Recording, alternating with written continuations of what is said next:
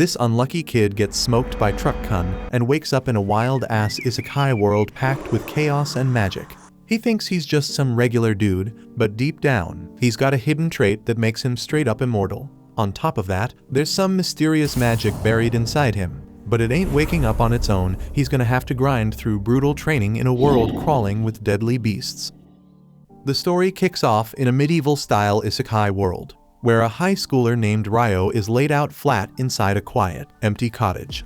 The place is bare, no furniture, nothing on the walls, just 2 old books and a knife sitting on a dusty table. Ryo gets up without even glancing at them, steps outside, and takes a breath of fresh air, looking around to find himself surrounded by nothing but towering mountains stretching as far as the eye can see. He stares at his own hands, then casually whispers, "Water, come forth," and sure enough, a little ball of water pops into existence and splashes gently in his palm. All of this began a few days earlier, when Ryo suddenly woke up inside a strange white void. No walls, no ground, just endless emptiness. Before he could freak out, a calm voice reached him, and an angel appeared right in front of him, reading his mind like it was written on a board. The angel reassured him that this wasn't the afterlife, though it definitely looked the part, and said it had been years since anyone passed through. At the same time, he gave Ryo some bad news: he had died, hit by none other than the infamous Truck-kun. Ryo, somehow not surprised, accepted it without a fight and figured out what was coming next. He was getting reincarnated. In his mind, he nicknamed the angel Michael and asked him what he should do in his next life. Michael, with a laid-back smile, told him to live however the hell he wanted. Ryo had always dreamed of living a slow and boring life, and once he got the green light, he got ready to start fresh in a brand new world full of magic, named Phi. Before sending him off, Michael gave him the rundown. In the world of Phi, only about 20% of people can use magic, and lucky for Ryo, not only can he use it, he's also got the strongest compatibility with the water element. Since he asked for peace and quiet, Michael placed him in the forest of Rondo, alone in a small cottage, where he could take it easy. The angel stocked a nearby ice house with 2 months' worth of food and left 2 books inside the cottage, one about the local plants, the other about monsters. As for magic, he reminded Ryo that it's all about imagination and training. No fancy rules, no chance required. And for now, there's no danger. Michael threw up a barrier around the place to keep forest monsters out. Now, Ryo gives water magic another go, and, with a little focus, conjures up a floating ball of water. No chant needed this time, which is pretty damn convenient for a main character. Ryo uses his magic to fill the bathtub with water. Though to be honest, the idea that it came from somewhere inside him feels kinda gross if you think about it too much. The water's freezing, so he needs to figure out how to heat it up. And for some reason, he goes for the oldest, most useless method known to man, trying to light a fire with sticks. He keeps rubbing and failing until he gives up, and starts thinking if there's a smarter way to get this done with magic. Pulling from his old chemistry lessons, he separates hydrogen from oxygen, which ends up freezing the water instead, turning it into solid ice. Now, with a chunk of ice in hand, he decides to try something different. He uses it like a magnifying glass, focusing the sunlight through it. And to his surprise, it actually works. He gets fire. With the fire going, Ryo heats the water and sinks in like he's been waiting his whole damn life for this moment. As he relaxes, everything in his mind starts clearing up, and it finally hits him that he could have just used magic to create hot water by reversing the process he used to make ice. But that's something to try later. For now, it's dinner time. While he eats, it hits him that the food stocked in the ice house isn't going to last forever. And if he doesn't start hunting soon, he's gonna be in trouble. The thought of going into the forest makes him pause though, because he knows monsters are out there, and he sure as hell won't survive with that tiny knife Michael left him. Which means it's time to figure out how to fight with magic. The next morning, he starts working on his first offensive spell, water ball, but when he fires it at a tree, it doesn't do a damn thing. So he tweaks the shape, tightening it into something like a sharp arrow, and after hours of trying, he finally manages to form a basic water jet. It's a cool step forward, but even that still doesn't leave a mark on the tree. The day after, he switches over to ice magic, hoping it'll hit harder. He carefully forms a crystal but struggles to lift it, because ice just doesn't move like water. Still, after a long day of grinding, he finally manages to summon multiple crystals and get them hovering in place, but he's still not able to launch them at the target. After a bunch of messy attempts and frustrating fails, He finally gets to a point where he can summon ice crystals in a flash. Trouble is, he still can't launch them with enough power to use in a real fight. But time's not on his side, so he figures he'll make do. He sharpens one like a spear and heads out into the forest, hoping for the best. Down near a quiet riverbank, he stumbles on some quartz and feels like he just struck gold. If his mana ever dries up, this might be his backup to light a fire. Not long after, while picking herbs, a wild boar locks onto him and charges straight ahead. Ryo freezes in place, too scared to move, and for a second, it looks like his second life's about to be cut real short. But that gut-deep fear of dying again kicks in, and he dives out of the way just in time. Thinking quick, he turns the ground to ice. The boar slips hard, and right then he throws up a few sharp icicles. One solid hit and the thing goes down. Not bad, though it's clear he's still got a long road ahead. Later, back at the cabin, he checks out the monster compendium. Turns out that boar he took down was a total weakling, barely ranked as a threat. That hits him kinda hard, but he keeps flipping through the pages. If the easy monsters in this world nearly kill him, what the hell happens when the real ones show up? And then comes the dragon entry. The book straight up says if you ever see one, just run. It won't help, but run anyway. Then he flips to the page on Akuma. Turns out it's even more terrifying. It says you don't need to run, you just need to pray you never see one. Real encouraging stuff. The book's doing a crap job at making him feel prepared, but he keeps reading, and despite everything that happened, he doesn't back down. The next morning, Ryo heads out again, ready for whatever the day throws at him. Things start off decent. He finds a fruit tree and takes a bite, and damn, it's good enough to make him forget all the stress from yesterday. But that piece doesn't last. Out of nowhere, an assassin hawk dives at him and knocks him flat. He instantly knows he's outmatched. The bird's packing invisible air magic, so dodging or blocking is a total joke. He remembers something from the monster book and makes a run for it. But how the hell is he supposed to outrun a flying beast? With nowhere to go, he plants his feet and fights back. Hits it dead on with ice magic, and when it crashes, he thinks it's over.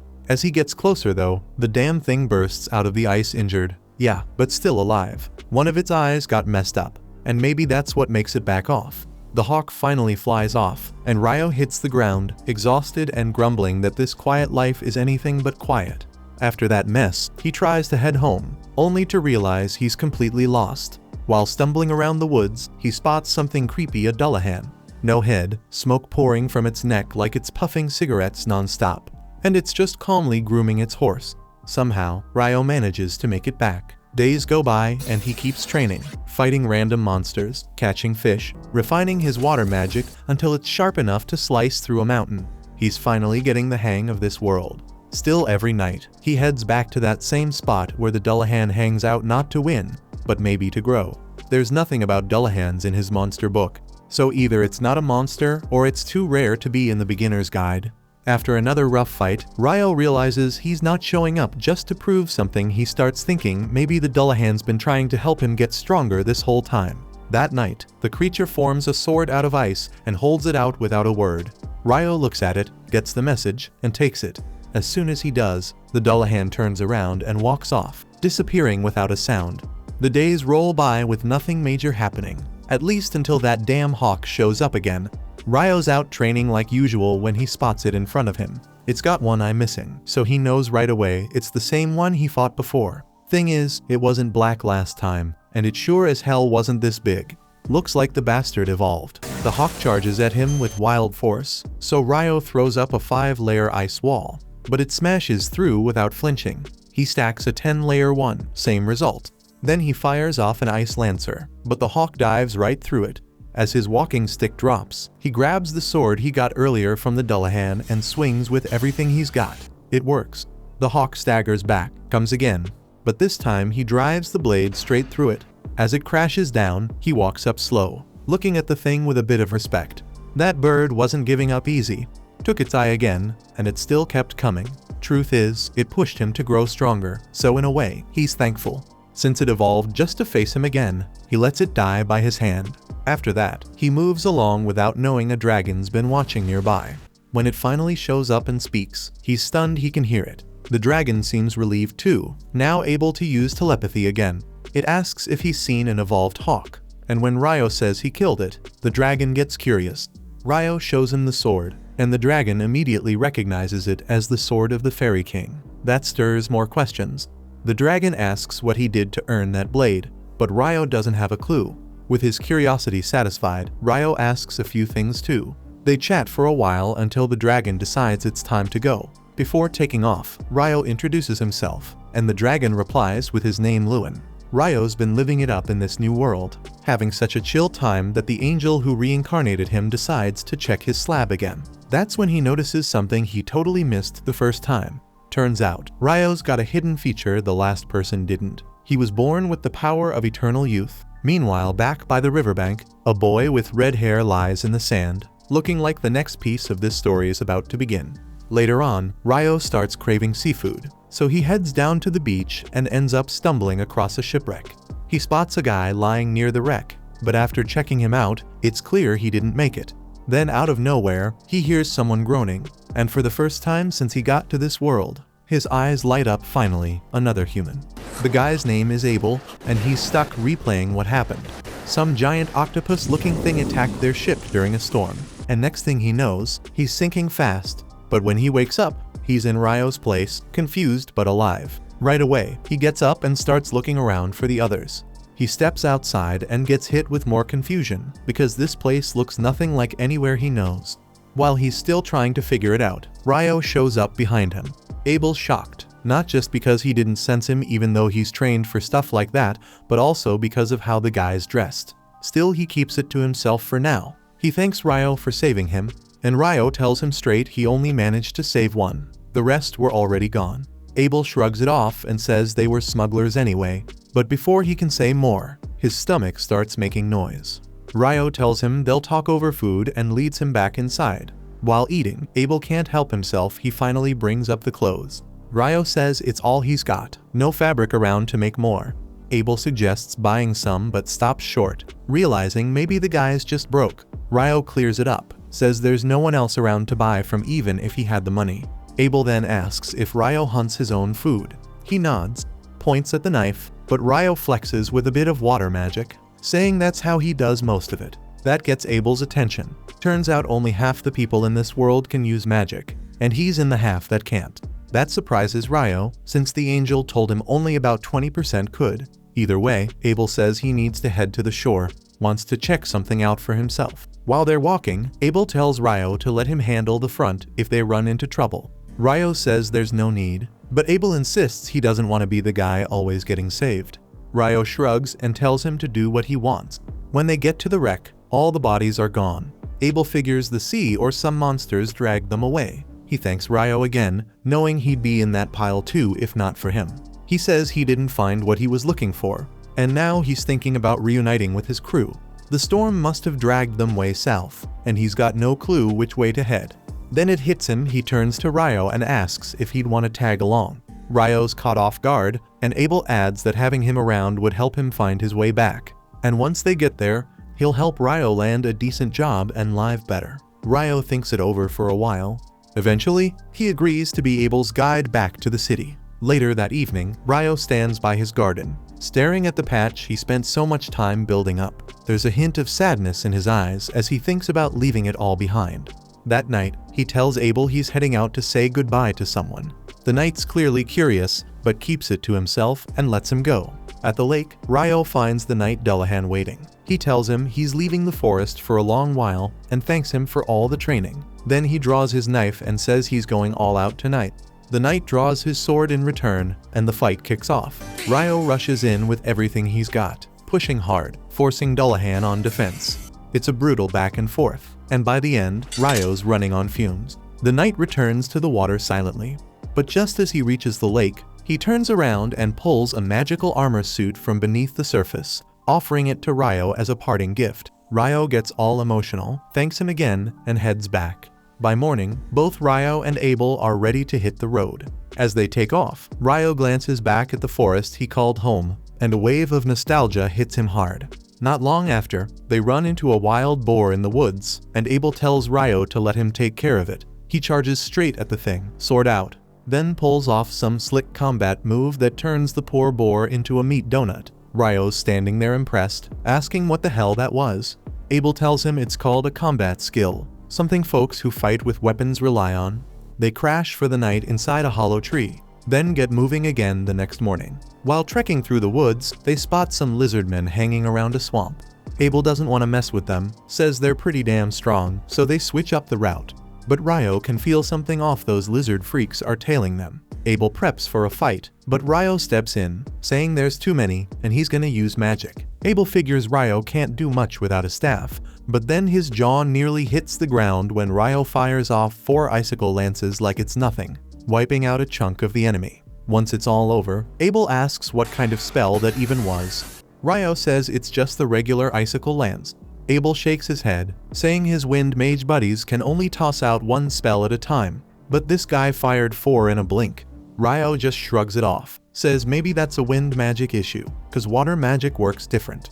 Abel figures there's no point thinking too hard about it and says they better keep moving. But first, Ryo makes 2 ice cups and fills them with fresh water. Abel picks up on a different chant this time, and Ryo plays it off, saying he probably heard it wrong before. They keep going, and somewhere along the way, Abel tosses Ryo a coin. Ryo lights up, saying it's the first time he's ever seen money. Abel's stunned. He thought the kid was broke, but this is next level. He starts giving Ryo a little rundown on the 3 big countries in the central provinces. There's the Kingdom of Knightly, the Debuhi Empire, and the Handelu Federation.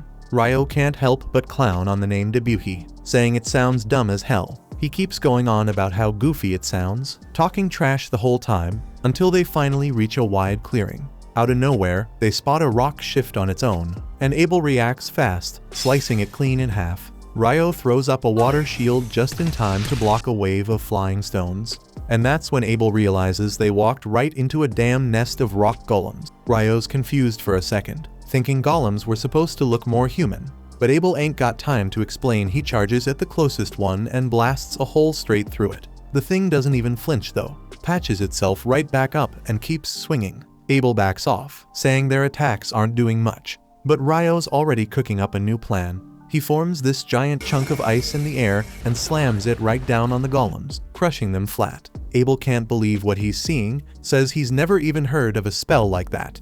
Ryo shrugs and drops a couple more ice blocks till the rest of the golems are done for. After the dust settles, they find one golem still kicking. It's got a big shiny magic stone inside. Abel says that thing's worth a fortune. Ryo wants to dig out the rest from the others too, but they're all buried under ice and he ain't about to melt through it all. Either he's too lazy or he's just not in the mood. They keep walking till they stumble on this massive beast. Looks like a weird mix between a croc and a hippo. Abel calls it a behemoth, says it's one of those rare monsters you only hear about. Ryo's ready to go after it, but Abel shuts that down real quick, says taking on a behemoth is suicide. Right then, a pack of wyverns swoop in, and Ryo gets all fired up thinking they're about to watch some monster versus monster action. The wyverns start hurling magic-charged rocks at the behemoth, but the damn thing lets out a roar so strong it cancels their spells and knocks them straight out of the sky. Ryo figures it used some kind of magic cancel move. Later that night while eating, Abel brings it up again, says he's only ever heard of magic getting cancelled inside certain dungeon traps.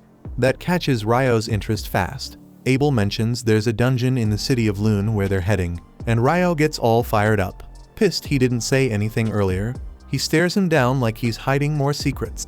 Abel tries to shift the convo, asks if Ryo even knows about dwarves and elves, but Ryo just tells him to spill everything he's got. A few days roll by, and they finally reach a mountain range. Ryo says they'll probably hit some kind of human settlement once they make it past the mountains. Abel glances at him, wondering how the hell he knows that. Ryo debates telling him about the dragon he met who laid out the whole world map for him. But in the end, he keeps his mouth shut and throws out some vague line about it being knowledge regular folks wouldn't get. Not long after, they hear this strange-ass noise echoing through the sky, and both of them tense up, ready to scrap. That is, until a massive griffin swoops down from the clouds. The second they lay eyes on it, both of them damn near panic. Abel starts spiraling into a full-blown breakdown, but Ryo thinks fast and hurls a slab of meat into the air. Abel copies him without even thinking, and the griffin scoops up both chunks before soaring off like nothing happened. Once it's gone, they let out a shaky breath, both knowing that if it had decided to attack, they wouldn't have lasted a second. As they keep moving, Abel brings up how no one's seen creatures like behemoths or griffins for over a century. He figures the tall mountain range must have kept them away from human territory all this time. That sparks something in Ryo's memory. The wyverns they saw earlier had flown in from the north, meaning their nests gotta be close. Turns out he's right again. They stumble across a group of wyverns feasting on some poor beast. Ryo's ready to throw hands, but Abel tells him those things usually take a whole squad of at least 20 pros to take down. Ryo says they won't always be able to avoid a fight and asks if things would be easier if the wyverns couldn't fly. Abel says hell yeah, ground them and he'll finish the job up close. That's all Ryo needs to hear. He steps forward and throws out some dramatic fake chant before launching 4 ice lances straight into the wyvern's wings, pinning them to the dirt. Abel doesn't waste the opportunity, goes in swinging and finishes the job. But 2 more wyverns drop in out of nowhere. Ryo locks them down too, this time without chanting a single word. That makes Abel raise an eyebrow, clearly suspicious, but he lets it go for now.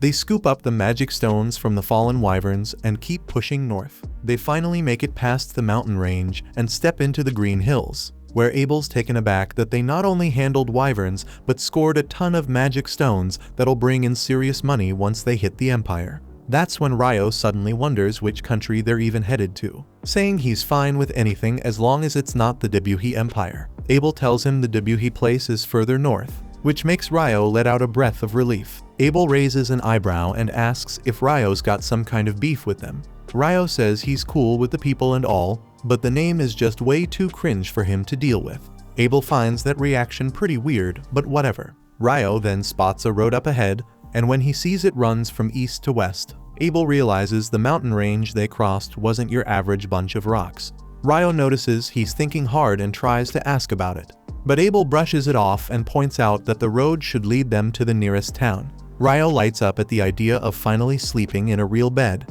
and Abel tells him the town food's worth trying too. By nightfall, they reach the place, grab a meal at the inn, and Abel brings up the guild. He tells Ryo to register with the Adventurers Guild since the license works as ID, and it'll save him the tax when entering new cities. He reminds him he had to cover the entry fee with a silver coin, and Ryo claps back, asking if he's planning to log every coin he drops for a friend. That gets Abel a little embarrassed, but he keeps the lecture going. He explains how joining the guild means they'll buy monster loot and magic stones from him at a decent price, since only alchemists know how to work that stuff right. Ryo gets curious and wants to ask more, but the waitress shows up with his food, cutting him off, and when he sees what's on the plate, he freezes.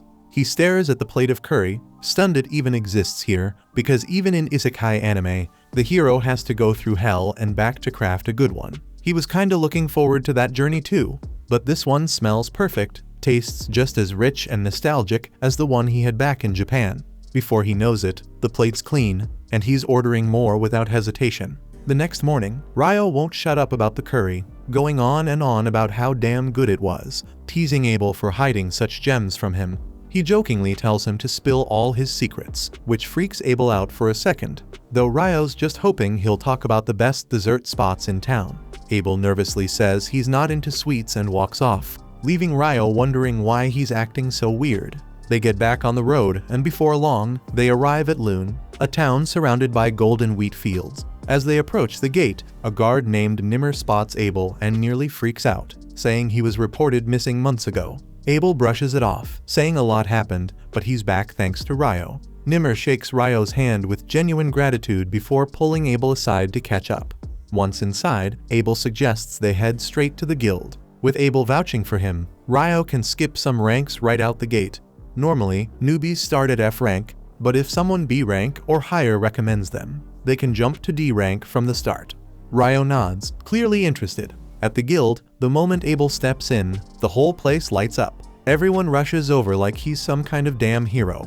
Ryo's happy for him, seeing how loved he is, so he steps out for a breather, figuring Abel deserves this moment. While wandering outside, Ryo suddenly bumps into an elf girl. He's drawn in by her sharp ears and pretty face, but she's eyeing him just as much, focused on his outfit. She recognizes the coat he's wearing, saying it belongs to the Fairy King, and assumes the king must think highly of Ryo to gift him something like that. He has no clue what she's talking about, but before he can ask, she says she's in a rush and hopes they meet again, then disappears down the street. Ryo stands there frozen, trying to make sense of what the hell just happened. When Abel steps out to get him, he drags him back inside and proudly introduces him as the guy who saved his life. The others start thanking Ryo left and right, and for once, he doesn't mind being the center of attention.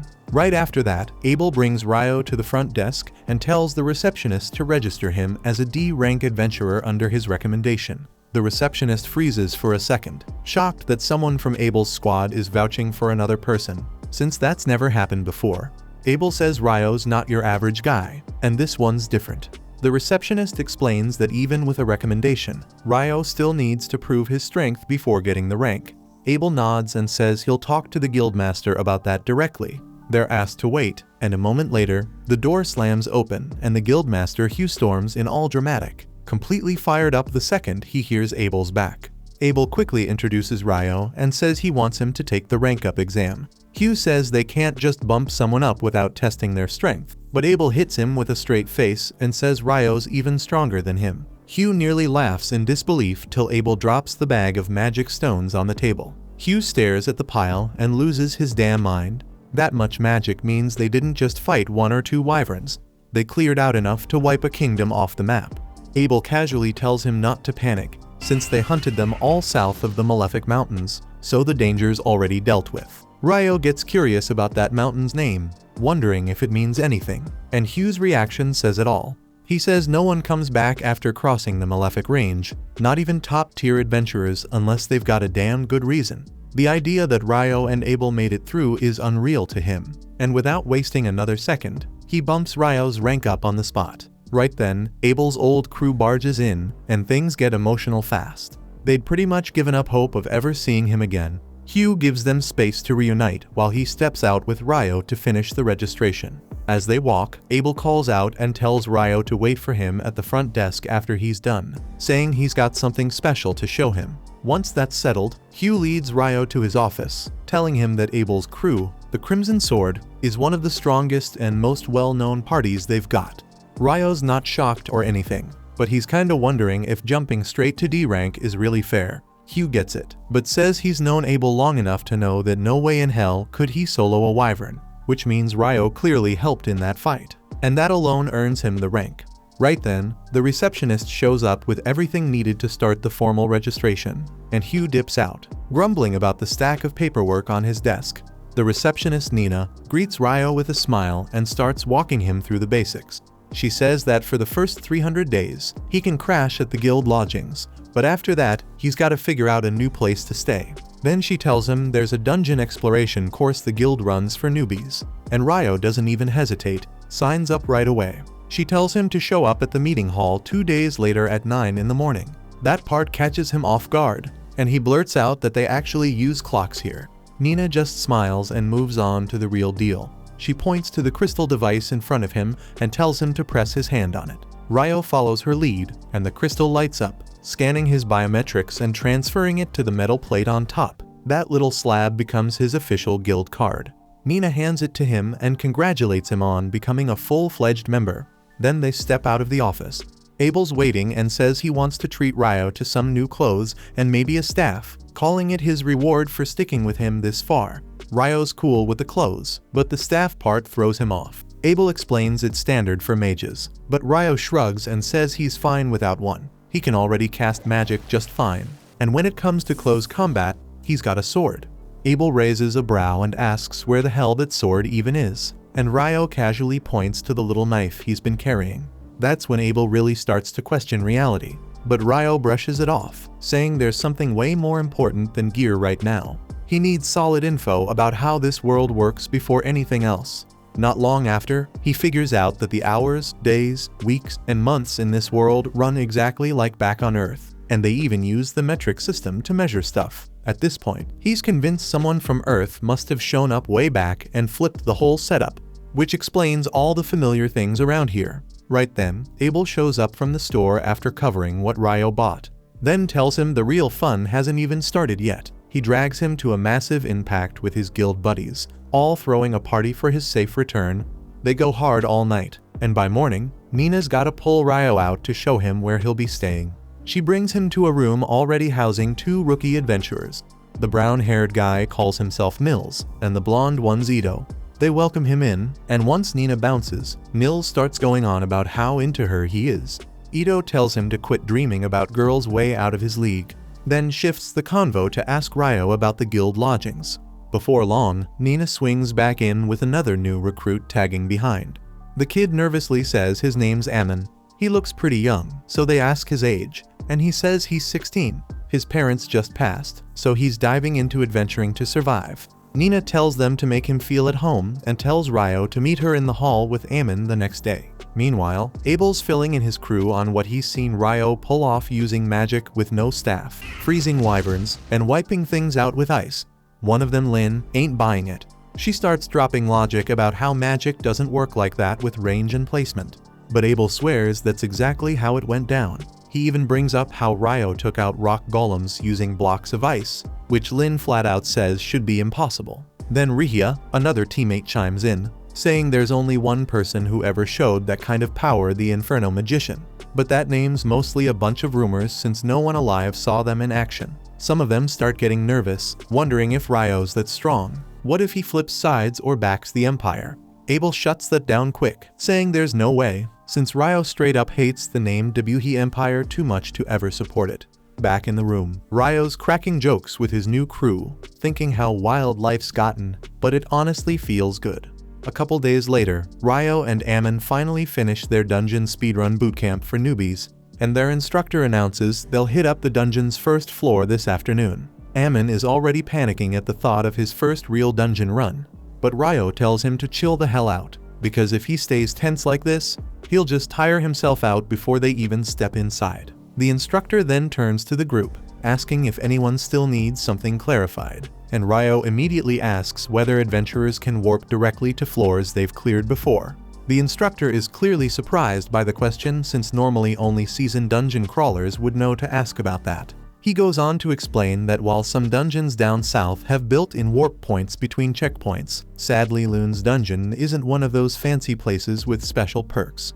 After that, the instructor leads all the rookies straight to the dungeon, which happens to sit smack dab in the city's center. He mentions that the whole city was literally built around the dungeon itself, adding that every few years monster numbers inside suddenly spike, sometimes even sending monsters flooding to the surface. He goes on to reassure the nervous rookies by explaining how the huge walls around the dungeon exist solely to protect regular citizens from monster outbreaks, and quickly adds there's no need to worry about any monster waves popping off anytime soon. Not much later, the group reaches the beginner-friendly first floor of the dungeon, which luckily doesn't hold any seriously nasty creatures. The instructor gives them the okay to explore freely, but makes sure they stay near the entrance. Ryo immediately teams up with Ammon, and moments later he senses something coming their way. He tells Ammon to get ready to attack while he takes care of pinning down whatever approaches, and Ammon nervously draws his sword. Soon enough, a monster ant pops into view, and Ryo instantly recognizes it as a soldier ant from the guidebook he's been studying. He instructs Ammon to target its neck while he traps it firmly using ice spears. Ryo perfectly pins the monster flat against the ground, allowing Ammon to slice cleanly through its neck, earning himself his first ever kill. Ammon goes crazy excited over this success, and Ryo quickly retrieves the ant's magic stone as a trophy marking their first official victory. That evening, they have dinner alongside their roommates who insist on throwing a mini celebration for their successful first dungeon run. Their roommates seem genuinely impressed that the duo managed to handle a soldier ant right out of the gate, but Ammon modestly insists he merely delivered the final strike after Ryo had the ant completely locked down. He then enthusiastically mentions how eager he is to get back to the dungeon tomorrow, although he openly admits he's still feeling pretty uneasy about the idea of trying to explore alone. Ryo offers to go along since he's also itching to check out the dungeon down to the third floor, saying it's shady as hell that they ran into a tougher monster from a lower level roaming around on the first, especially after their instructor made that sound like it rarely ever happens. Ito joins in, mentioning he's heard some recent gossip about soldier ants popping up around floors 1 and 2 lately, and none of the boys have a clue what the hell that's about. Right then, Abel casually strolls in and explains that soldier ants can dig tunnels to climb up from deeper levels. Nils and Ito completely freak the hell out, realizing the town's #1 adventurer just appeared in front of them out of nowhere. Ryo as usual just greets his buddy casually, giving zero craps about Abel's fame. Abel teases him by asking the guys to watch over Ryo since he seriously lacks common sense. Nils jumps straight up, saluting Abel with maximum enthusiasm and blurting out that he's his biggest fan. He passionately announces his ultimate dream of becoming a legendary adventurer just like Abel someday. Eagerly asking for the honor of shaking his golden hand, Abel gladly gives him that handshake, advising Nils with a smile to chase his dreams, but reminds him seriously that surviving should always stay top priority. Ryo bluntly asks Abel why he's hanging around here at this hour, and Abel replies he literally just got back from his latest mission. Before Abel can even finish speaking, his entire party suddenly storms in. The girls clearly pissed that Abel came here instead of reporting straight to the guildmaster like he's supposed to.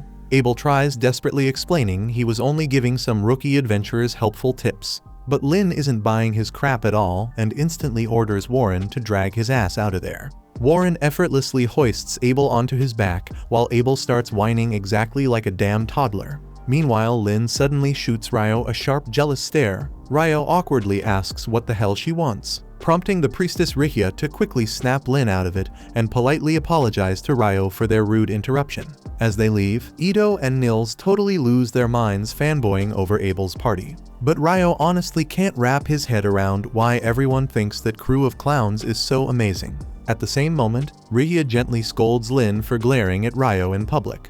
But Lynn insists she was simply curious because Abel never shuts up about Ryo's magic lately. Rihia admits she's also interested to finally see Ryo's real abilities in action, and Abel reassures them all they'll get their chance very soon. Next day, Ryo and Ammon go back into the dungeon, this time running into a pack of monster dogs. Ryo easily pins down all the beasts again with his ice spears, while Ammon impressively shows off his sword moves by personally cutting down a couple of the monsters himself. Later during their short break, Ryo comments that Ammon's sword style weirdly reminds him of Abel's technique. Ammon clarifies he learned swordplay from some old dude named Kiro, who trained at a famous swordsmanship academy back in the capital. Hearing that, Ryo immediately figures Abel must have trained under that same academy, and he seriously sees real potential in Ammon now, believing the kid might genuinely become a ridiculously strong swordsman someday. Ammon's pretty impressed Ryo knows so much about swordsmanship despite mainly being a mage. Ryo just shrugs it off, casually mentioning he did some training with an instructor for a bit before eventually figuring out his own fighting style. He notes that Ammon's current sword technique looks exhausting as hell physically, though it's also super reliable, suggesting he just needs to boost his stamina. Ryo recalls Abel getting up at sunrise every single morning during their travels to practice sword forms, pointing out that even talented guys gotta bust their ass to improve. Ammon instantly gets hyped up by this, promising he'll work even harder to become strong, and Ryo gives an approving nod. Next morning, Ryo heads over to the library and is blown away by how freaking huge the place is. He asks the librarian where he can find some books about alchemy, and she leads him to shelves filled with beginner manuals. Overwhelmed by the sheer number of choices, Ryo figures he needs fresh air to clear his head. But just as he steps out, everything suddenly turns pitch black as a total solar eclipse covers the entire city in darkness. Ryo stares up at the sky in disbelief, barely able to grasp what's happening around him. Moments later, he realizes something weird as hell went down. Everyone around him completely vanished, leaving him all alone in a creepy, unsettling silence. Suddenly, he senses danger rushing at him from behind. Trusting pure instinct, Ryo spins quickly, summoning a solid ice barrier just in time to deflect a powerful burst of flames. He tries to figure out who just tried roasting him alive. Then he notices a terrifyingly attractive demon lady strolling toward him, looking like she stepped right off a Hollywood action set. She grins confidently, clearly amused to find a random human stuck inside her domain, definitely planning to kick his ass. Ryo immediately realizes he's facing a genuine demon, and he's absolutely positive she's the strongest opponent he's encountered since arriving here. He briefly considers running for it, but quickly sees there's no realistic way he'll escape from this weird dimension, no matter how fast he moves. Gritting his teeth, he accepts fighting is his only option now. Instantly, he creates multiple ice barriers surrounding himself just as the demon unleashes another devastating wave of fire. His barriers hold firm against the flames, but then the demon suddenly changes strategy, firing off an invisible wind bullet that effortlessly pierces Ryo's ice shields, only to harmlessly bounce off his robe. The fiery demon lady stares in disbelief, completely confused how a human's cloak just blocked her attack. but after taking a closer look, she quickly recognizes Ryo's cloak as the Fairy King's robe. Realizing immediately he must be a mage with real power to own something that rare and survive her attacks, she decides she'll simply cut him down with her sword instead of wasting time with magic. Meanwhile, Ryo knows he's in deep trouble if she gets close, and prepares himself mentally for the toughest fight of his life. Ryo summons his ice sword too, bracing himself defensively as the fierce demoness rushes him with full force. She's insanely fast, forcing him into frantic evasive moves as one vicious slash barely misses his face. Spotting an opening, he strikes back with a hailstorm of frozen spears, but she effortlessly sidesteps every projectile, too busy having fun to notice the solar eclipse slowly fading. At the same moment, Ryo figures she's enhancing her speed using wind magic. Then she suddenly launches herself straight at him, trying to end the fight in one deadly blow. But Ryo easily deflects her strike, realizing that despite her blazing speed, her sword skills aren't nearly as brutal as those hellish lessons he went through fighting that headless knight. The demon pauses in shock, genuinely amazed by Ryo's abilities, demanding to know who the hell this human is to wield both the Fairy King's robe and blade. Losing patience, she forms a blazing fireball to burn him alive, but Ryo instantly cancels it out with a timely ice spear. That totally enrages her. The demoness quickly decides she has to take him out fast, realizing Ryo will become a major pain if she drags this fight out too long. She goes into a fierce offensive mode, but Ryo stays calm, smoothly parrying every aggressive strike. Spotting a brief gap, he counters sharply, knocking the demon completely off balance. Immediately seizing this chance, he unleashes a devastating wave of sharpened ice spikes, aiming to finish her. She quickly shields herself with blistering flames, melting away his attack before it hits her. But as Ryo's relentless assault ramps up, she's forced to summon thick stone walls as extra defense. Ryo adapts fast though, changing his approach by launching slicing jets of high-pressure water, effortlessly cutting through the rocky barriers and landing multiple hits on her. Stunned that Ryo's magic is actually injuring her, the demoness is luckily saved by the dense smoke clouding his vision. Sensing a perfect opportunity, Ryo charges forward ready to land the finishing blow, but she desperately leaps ahead, blocking his strike head-on. Their swords clash violently midair, but Ryo's momentarily distracted when he sees the demoness's injuries rapidly regenerating in front of him. She instantly takes advantage of this brief hesitation to land a powerful hit, smashing him into a nearby building. Preparing to end him for good, she suddenly feels tiny water droplets falling on her skin. Confused, she glances upward just in time to see a scalding raindrop landing on her face, hotter than freaking boiling water. She shrieks in pure agony, immediately covering herself inside a protective stone cocoon, desperately waiting for the burning rainfall to stop. Meanwhile, Ryo slowly gets back on his feet, calmly touching down again, already prepared to unleash his next move. Without warning, the demoness explodes into a furious blaze, violently blowing apart everything nearby. She slowly marches towards Ryo, murderous intent radiating off her. But right then the eclipse starts fading away. Sunlight brushes against her blade, shattering it into nothing. She stops dead in her tracks, clicking her tongue in frustration, bitterly stating they'll have to settle things another time. Ryo mocks her, telling her to hurry up and piss off already. Surprisingly unbothered by his attitude, the demon casually introduces herself as Leonore and asks for his name. Ryo reluctantly responds, clearly signaling he couldn't care less about chatting with some demon. Leonore is intrigued that Ryo obviously knows exactly what she is, making her instantly regret screwing around instead of killing him outright. She warns that someday they'll have their rematch, though another demon might cross his path first, telling him not to die to some weakling, because when she returns, she'll be far stronger and definitely won't hesitate to finish his ass off. A chill runs down Ryo's spine hearing that, but just then, the eclipse disappears completely, and reality snaps back to normal, leaving no trace of their chaotic fight. Feeling shaken, Ryo decides to just buy his books quickly and get some rest. He heads straight to the bank, cashing in on the hefty stack of coins earned from selling all those wyvern magic stones. Afterwards, he swings by the dorm hoping to check in with his roommates, but when he realizes they're not around, he's just about to leave when he spots them being cornered and harassed by a group of douchebag adventurers. Nils and Ito curse at the group's leader, a big jerk named Dan, for cowardly ambushing them while they're still injured. But Dan sneers back that monsters won't show them any pity either when they inevitably die in the dungeon. Suddenly, Dan's cronies drop unconscious as Ryo quietly knocks them out from behind. calmly telling Dan he's absolutely right. But maybe he should take his own advice sometime. He casually taunts Dan, asking if he's planning to run now that his buddies are out cold. Enraged, Dan recklessly charges Ryo, but he effortlessly sidesteps him, smashing his sword handle directly into Dan's gut, forcing the bully to puke out what's left of his breakfast. Ryo immediately shifts his attention to healing his injured friends, lightly scolding them about needing to toughen up so no weak-ass punks can catch them off guard again. But he decides that right now they all deserve a proper break. Together they hit up the public baths, where Ito, their resident priest, heals the nasty wound left by Leonore's wind bullet. As everyone sits soaking comfortably in the hot water, curiosity finally gets the best of them, and they start bombarding Ryo with questions about who the hell could actually injure someone as strong as him. Ryo briefly considers mentioning the demon, but quickly dismisses the idea, deciding relaxation is their priority right now. Everything else can wait.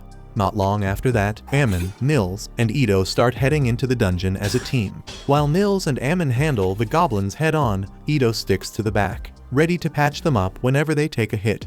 As Nils grabs the magic stones from the fallen goblins, Ito focuses on healing Ammon, and the two of them start chatting about how close that last encounter was. Nils says they should pull back before it gets worse, and Ito agrees there's no way they were supposed to run into goblin archers on the 4th floor. Meanwhile, Ammon still wants to hunt a few more monsters and make some quick cash. But Nils remembers what Abel told them about not throwing their lives away for something that doesn't matter. So they turn back and head to the surface, which ends up being the smartest move they could have made, because just a few levels deeper, another group of adventurers gets wiped out by a massive beast they never saw coming. Back on the surface, Ryo's still thinking about how insane Leonore's magic was, but at least he could keep up with her casting speed. Tells himself he needs to push his strengths even further and fix his weak spots. That brings up a sore one: he couldn't match her speed yesterday, not even close. He gets a little jealous of her wind magic, but instead of sitting with that, he shakes it off and starts thinking of his own way forward. He figures he could use a water jet to launch himself, and while he's tried that underwater before, he's not sure it'll work on land. He starts by forming an icy platform ahead of him, then blasts hundreds of tiny water jets from different points along his back to push himself forward. But he barely moves faster than an old grandma at a crosswalk, clearly pissed off, but calls it a work in progress, which honestly describes his mental state too. After that, he heads to the library to dig into anything he can find about demons and alchemy. Around the same time, Lynn, the low-ranking wizard from Abel's party, is there too. She's flipping through records, trying to find anything about a spell that can make an ice wall strong enough to crush a golem, but nothing's turning up. That actually makes her kind of happy, wants to believe Ryo's a fraud who tricked Abel, because in her mind only the continent's strongest wizard could pull off something like that. Right as she's putting the book back on the shelf, spots the elf girl Sarah. The two of them share a quick hello and chat for a bit before Sarah remembers she's got to meet up with her group and walks off. Back at the guild, Ammon and the others return, and the moment Nils sees the receptionist Nina, he starts stuttering like a total simp. Ito smacks him on the head and steps in, telling Nina they found goblin archers on the 5th floor, which isn't supposed to happen, and that's why they rushed back to report it. Nina takes a look at the magic stones, confirms them, then hurries off to inform the guildmaster, thanking the boys for bringing in something this important. Hugh's not too happy when he hears that goblins showed up on the 5th floor. Since they're the kind of monsters that usually stay below the 10th, figures this might be the start of something bigger. So he tells Nina to call in every party ranked B and above. She lets him know that only 2 high-ranking parties are in town right now: Abel's Crimson Sword and the White Brigade. Not long after that, Abel and his crew head to Hugh's office, and he's already annoyed because it means he'll have to work with the White Brigade, and he can't stand their leader. The girls tell him to quit whining, and he takes a deep breath to calm himself before walking in. Phelps from the White Brigade is already there, and Abel has to fight the urge to grimace the second he sees him. Once they both sit, Hugh lays it out for them: goblins on the 5th floor. Info's solid. Says Crimson Sword and White Brigade both need to head into the dungeon and check for signs of a monster outbreak. Last time it happened was 10 years ago, so even if it feels early, it's still a possibility. To get them moving, he offers 100 gold up front and another 200 once the job's done. That's when Abel asks if they're just supposed to investigate and nothing more. Hugh nods, and then Phelps jumps in, wanting to know what they're supposed to do if it's already started. Hugh tells them plain and simple: if it's an outbreak, get out fast, They'll seal off the dungeon and call in the knights to handle the monsters. Says he already alerted the Lord and the knight headquarters, because if this thing's real, they've got to be ready. After that, he asks both groups if they're up for the mission, and they agree without hesitation. The next morning, Ryo's already up and getting ready to head out to the Northern Library by the time his roommates start waking. He tells them he's planning to dive deeper into alchemy and heard that place has books on more advanced stuff. Ito nods, says that's true, and that D-rank adventurers and above can access it without any problem. Ammon chimes in, says he's heard whispers about forbidden books being stored there too. That gets Ryo fired up, but Ito quickly brings him back down, telling him those are off limits unless you're at least B-rank. They all wish him luck on his little knowledge quest while they start gearing up for another round in the dungeon. By the time Ryo reaches the Northern Library, he already loves the vibe, starts scanning the shelves for the right books, and jokes to himself that if he straight up asked someone where the demon books are, they'd probably lose it. As he makes his way up the stairs to the first floor, his eyes land on someone unexpected, Sarah the elf girl, and he's instantly captivated. While that's happening, Hugh and the two elite parties finally arrive at the dungeon gates. Right when they're about to push the doors open, Abel stops him cold, says something feels off. Tells Lynn to use her wind magic to check the first floor, and sure enough, she finds hundreds of monsters waiting just beyond the entrance. That's all the confirmation they need. The outbreak's already started. Hugh immediately orders everyone to fall back and contact both the knights and the guild. Back at the guild, Nils and the others see a notice saying the dungeon's been sealed off, and they figure it's because of those goblin archers they ran into. But before they can say much else, a man bursts in yelling that a monster outbreak's begun and all adventurers are being sent to the dungeon walls to help hold the line. Meanwhile, Ryo and Sarah are still staring at each other like nothing's happening out there. She finally breaks the silence, says it's funny they're meeting again. Then after quick introductions, she asks if he's hunting for something specific. Ryo almost blurts out he's looking into demons, but switches it up saying he wants to study alchemy to create golems. Sarah looks impressed. Creating golems isn't exactly beginner level stuff. Tells him there aren't any books that focus directly on that, but she offers to show him the ones that'll help the most. Says she knows the library inside and out. They talk a bit about books and adventuring along the way, and that's when Sarah mentions she's actually the only member of a B-rank party called Wind. Ryo remembers someone told him there's only one elf in the whole city, and she nods, says elves don't usually hang around with humans, but she's always been the odd one out. Elsewhere, the adventurers from the entire city have gathered at the dungeon walls, and it doesn't take long before the monsters break straight through the heavy gate. Then Hugh yells out for everyone to hit them with spells and arrows, kicking off a brutal fight against the goblin swarm. The knights arrive a few minutes later and start pushing the monsters back. And for a while it looks like they've got control. But Hugh's frowning. There are way more monsters this time than what he saw in the last outbreak. As the fight drags on, Abel's group runs out of arrows. That's when Nils shows up with a whole damn barrel of them. Panting along with a message from Hugh, his party's supposed to handle the boss monster once the wave ends. Not long after that, most of the goblins are down, and Hugh gives the order. Abel and Phelps are to lead their parties into the next phase, so they jump down from the wall, and Lynn uses her wind magic to slow their fall. The moment they land, they charge through the stragglers and head for the gate, stopping there to wait for the boss. That's when a goblin general steps out. They figure it's over once he's taken down. But then two more follow behind him, and Abel realizes this ain't a normal fight. He tells them they've got a goblin king on their hands, and if those generals stick around, he's gonna be even worse. So they split the work. Abel and Phelps each take one, while Lynn and Rihia handle the third. They jump into the battle, and Abel cuts off his opponent's arms, but right then he spots something terrifying, a towering shadow at the dungeon's mouth. Yells for everyone to get down. A split second later, a massive wind slash tears out of the gate, slicing through all three goblin generals like they were nothing. Suddenly everyone freezes. That kind of power, that brutality, no way this is a regular boss. But Abel and Phelps both know damn well they're the only ones who can face this thing. They charge in together, but their blades don't even scratch his armor. Without warning, Abel darts straight at him and activates his ghost skill to dodge the counterattack. He gets in close, drives a strike straight toward the king's heart, but doesn't finish him off. The Goblin King goes in for the attack, but Abel tells Lynn to finish the job right as he vanishes again. Her wind spears shoot straight through him and nail the Goblin King, dropping him on the spot. Everyone breathes out, thinking it's finally over, But deep inside that dungeon, something worse is still waiting. Everyone heads back to the guild to celebrate the win, and by the time Ryo shows up, he still cannot tell why the place is humming with celebration. At the same time, the rest are singing and laughing, while the guildmaster is buried elbow deep in paperwork because he still has to dispatch reports on the great monster's outbreak and run the payouts for the adventurers who helped deal with it. On top of that, researchers from the royal capital are bound to arrive to collect data on the great monster's outbreak, so he has to handle them too. At the same time at the party, Abel has just finished explaining everything that happened with the monster's outbreak while he was in the library, and then Abel's friends arrive. Lynn has been wanting to ask Ryo in person for a while, so she tells him she wants to know whether he can create thick ice walls at range. Ryo confirms it, and to be exact, he says he can cast up to roughly 40 meters away.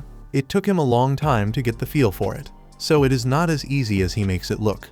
Even so, Lynn has never heard of anyone throwing magic that far, so she asks if it is an original spell, and if so, she wants to know what incantation he uses to trigger it. Ryo says he will be glad to show her later, and as for the words, he just makes them up on the spot, so she can say whatever she wants. Meanwhile, Mills points out that most of the food is already gone, so if Ryo does not hurry, he will end up with nothing to eat. He excuses himself, then heads for a plate, but Lynn is still stuck on what he meant about going with the flow for incantations. Abel explains that Ryo uses spoken lines because he thinks they look cool, and he can cast without saying a word, which sounds even wilder to her than the ice walls. The next day, Nils, Ito, and Ammon gather at the guild to look for work, but they are disappointed to find the board empty. At the same time, Ryo happens to walk by, and he asks what the three of them are doing there, since they usually are out working by now.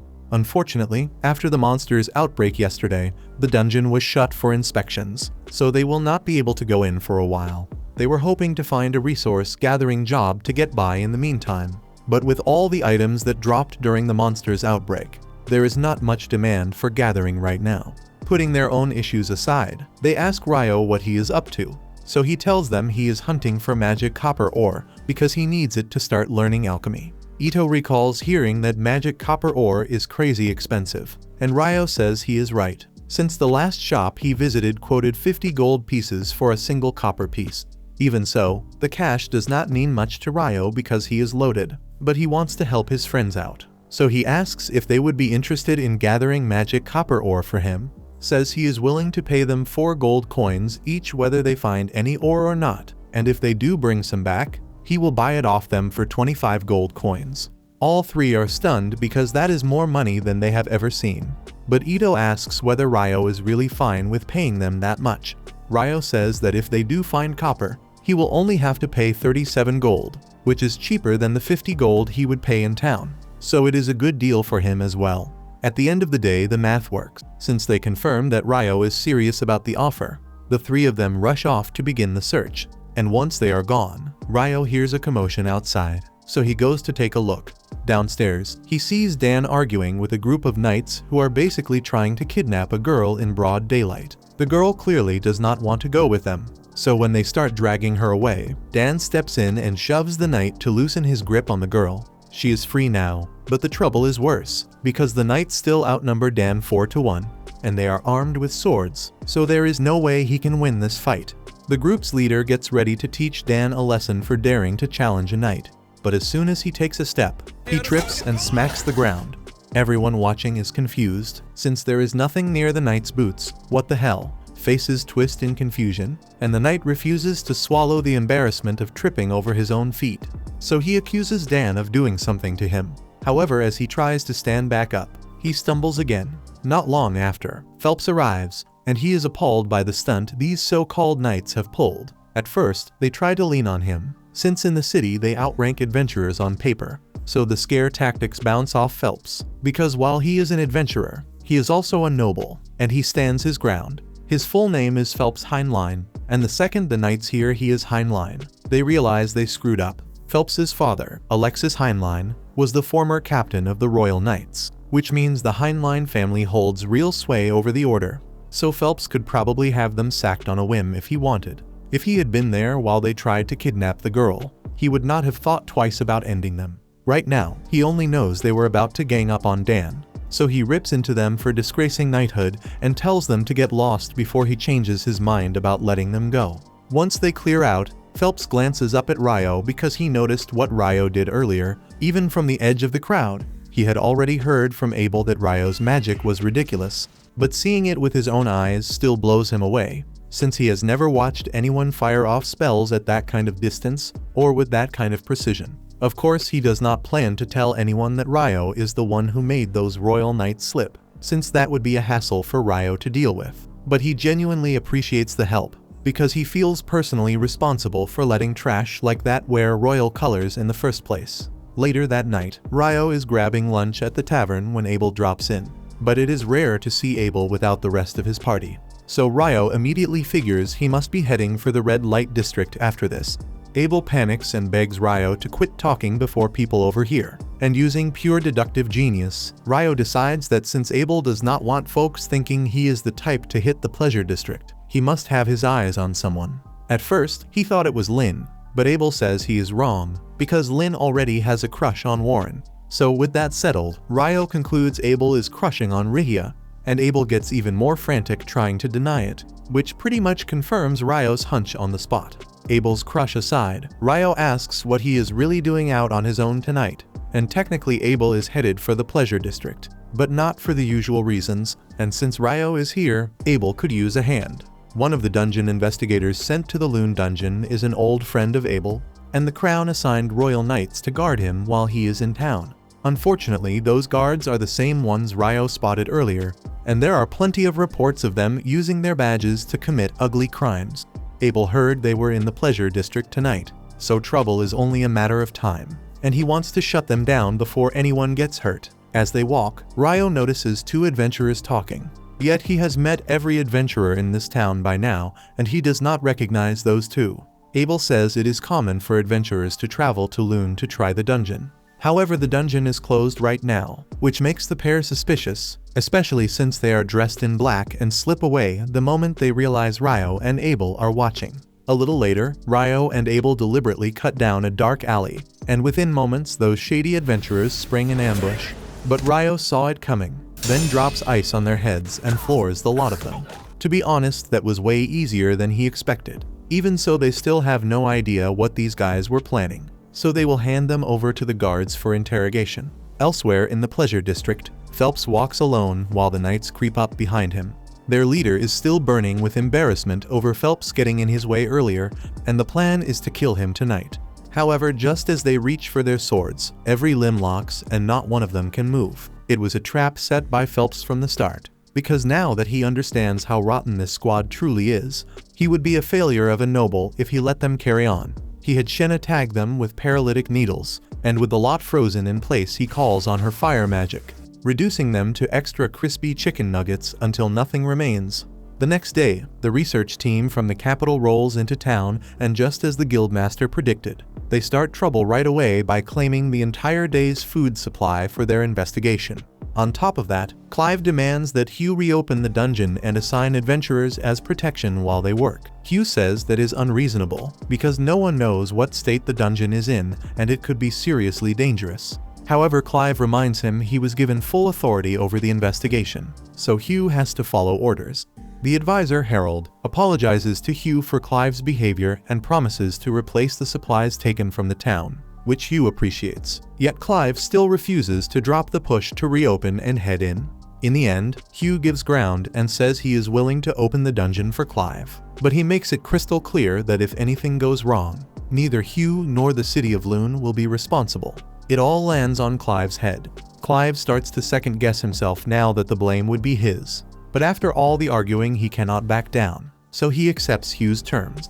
Even so, they still need adventurers to escort the research team. Soon after, Ryo is heading to the cafeteria when a girl runs out and asks him to show her the way to the Adventurers Guild.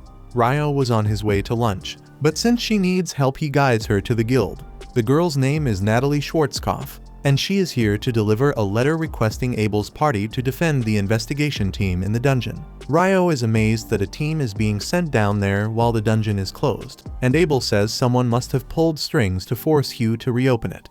The reason the dungeon was closed in the first place goes back decades. After a monster's outbreak, and a ranked party went in to investigate, and none of them returned.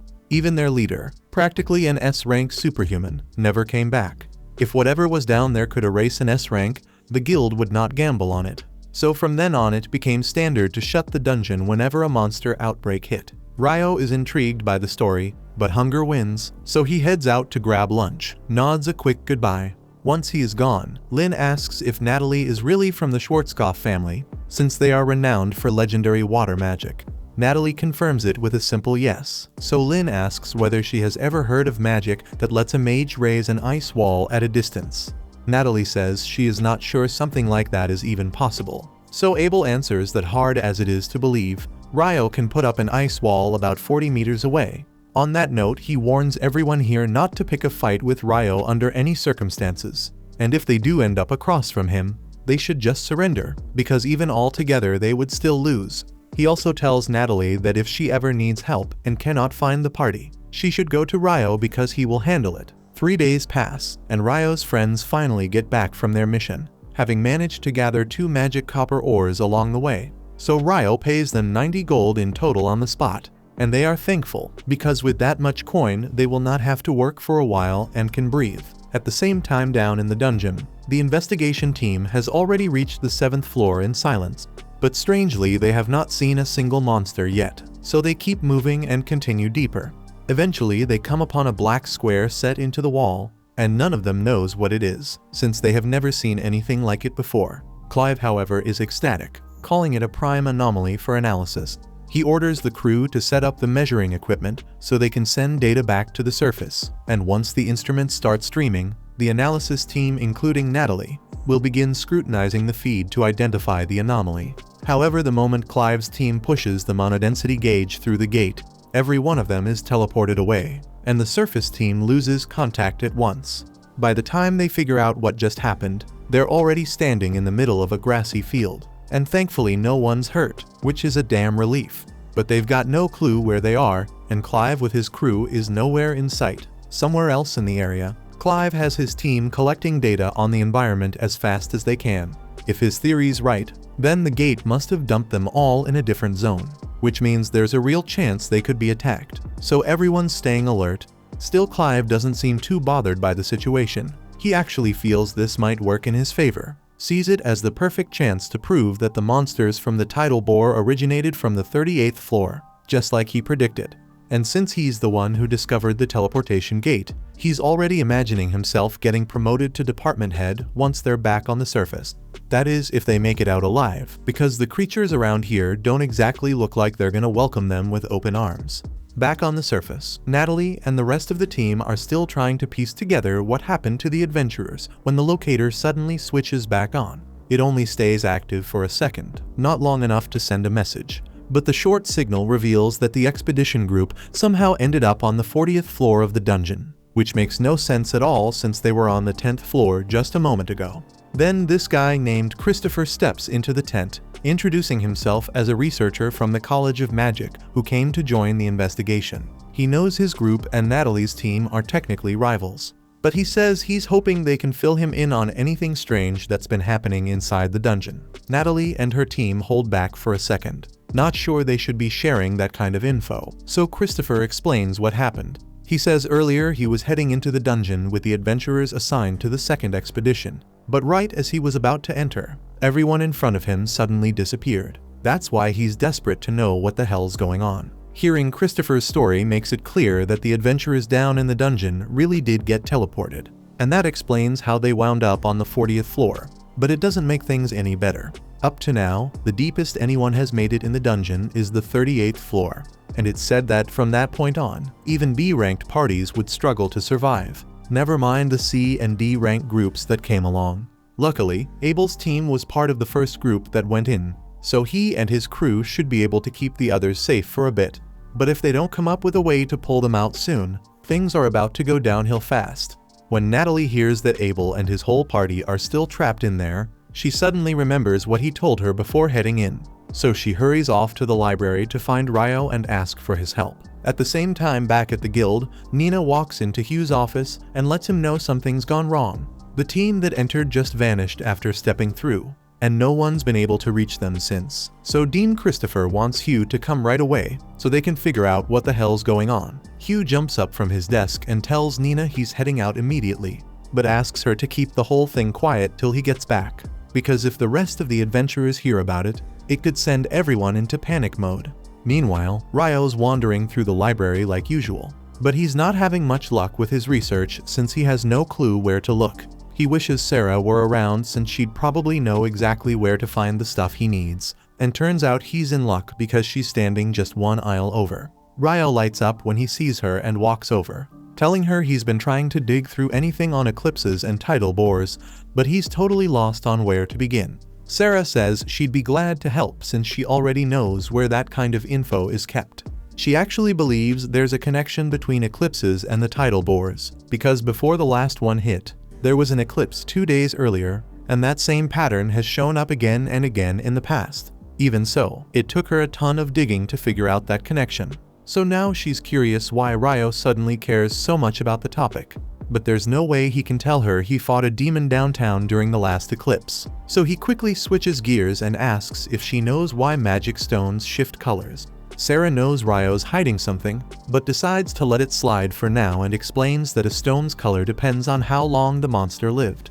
He'd already figured that out, which is part of why the tidal bore caught his interest, because every report says the stones taken from those monsters were completely clear. Right now, people think the monsters come up from deep inside the dungeon during a tidal bore, but those clear stones suggest they had barely spawned in. He remembers the older tidal bore records said the same thing about clear stones, and it throws him off because he didn't expect this place to have such detailed archives. Sarah tells him the documents are actually falling apart and written on old parchment, so even most librarians don't know they exist. But she knows exactly where they're kept and can show him if he wants.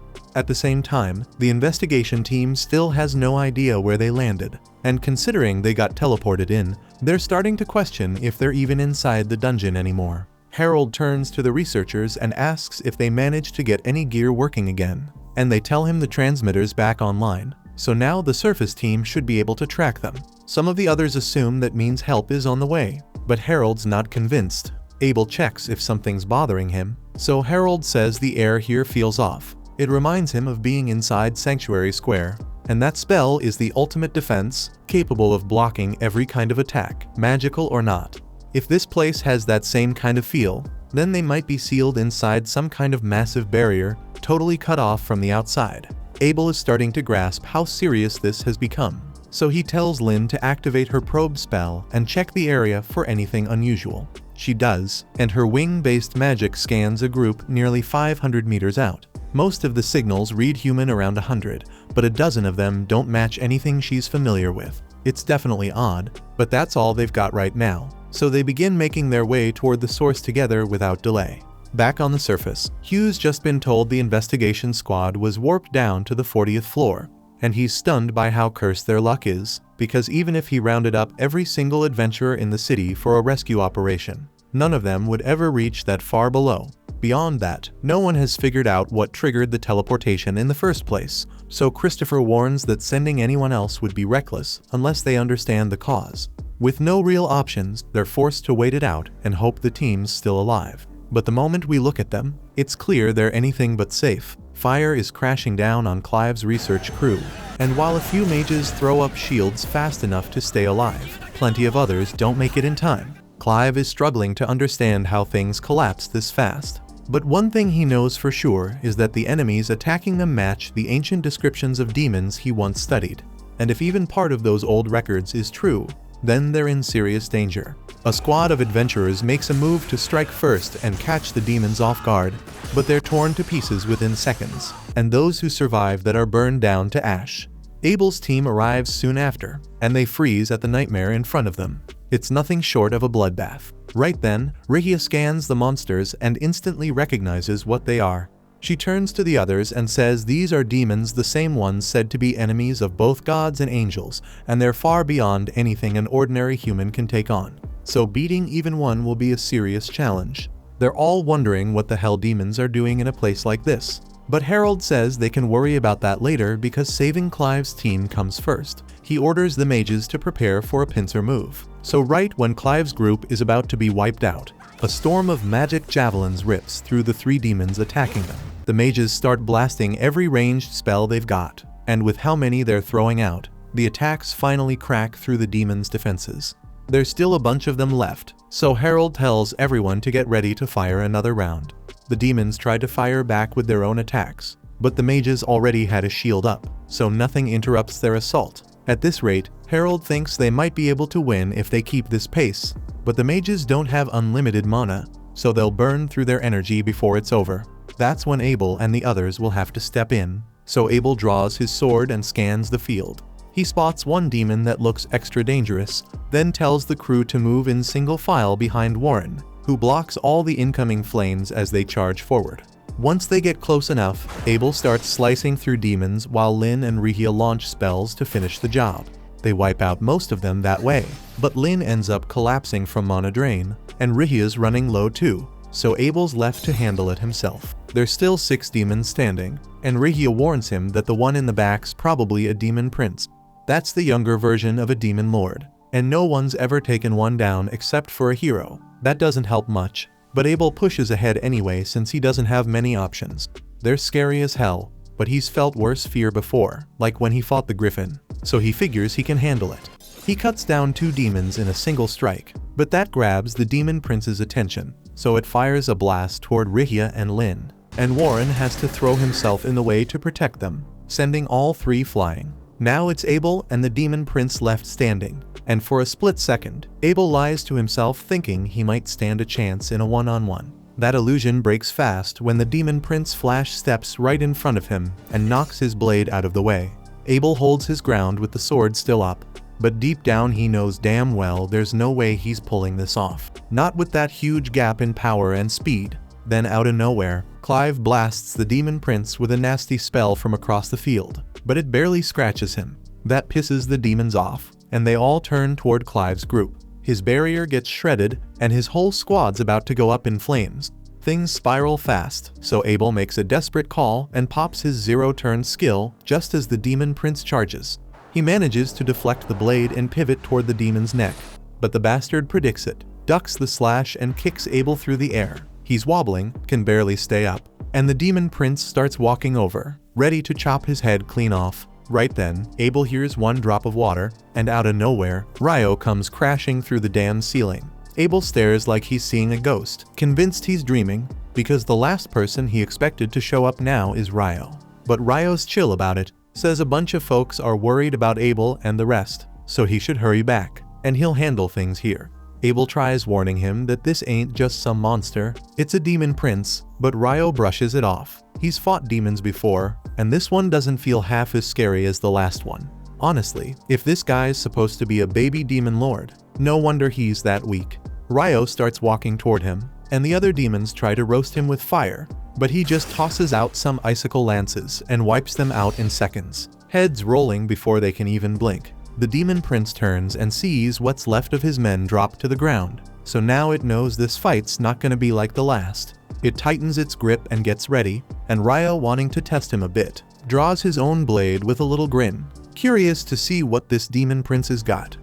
Before all this, Natalie had been running across town searching for Ryo, and when she finally found him, she rushed over in a panic to tell him that Abel and his squad were trapped inside the dungeon. The moment Ryo heard those words, he instantly formed an ice card around Natalie and carried her straight to the dungeon gate, because wasting time wasn't an option. By the time they reached the entrance, Natalie had already filled him in on the whole story about the disappearance, so he understood how bad the situation was, and he appreciated that she came to find him. Still, he couldn't help but wonder how she even knew to track him down. Natalie explained that a few days earlier, Abel told her that if trouble ever broke out, and she couldn't reach him, she should go straight to Ryo, since he's the most dependable ally Abel trusts. That sounded exactly like something Abel would say, and hearing it gave Ryo a bit of pride, knowing his friend thought of him that way.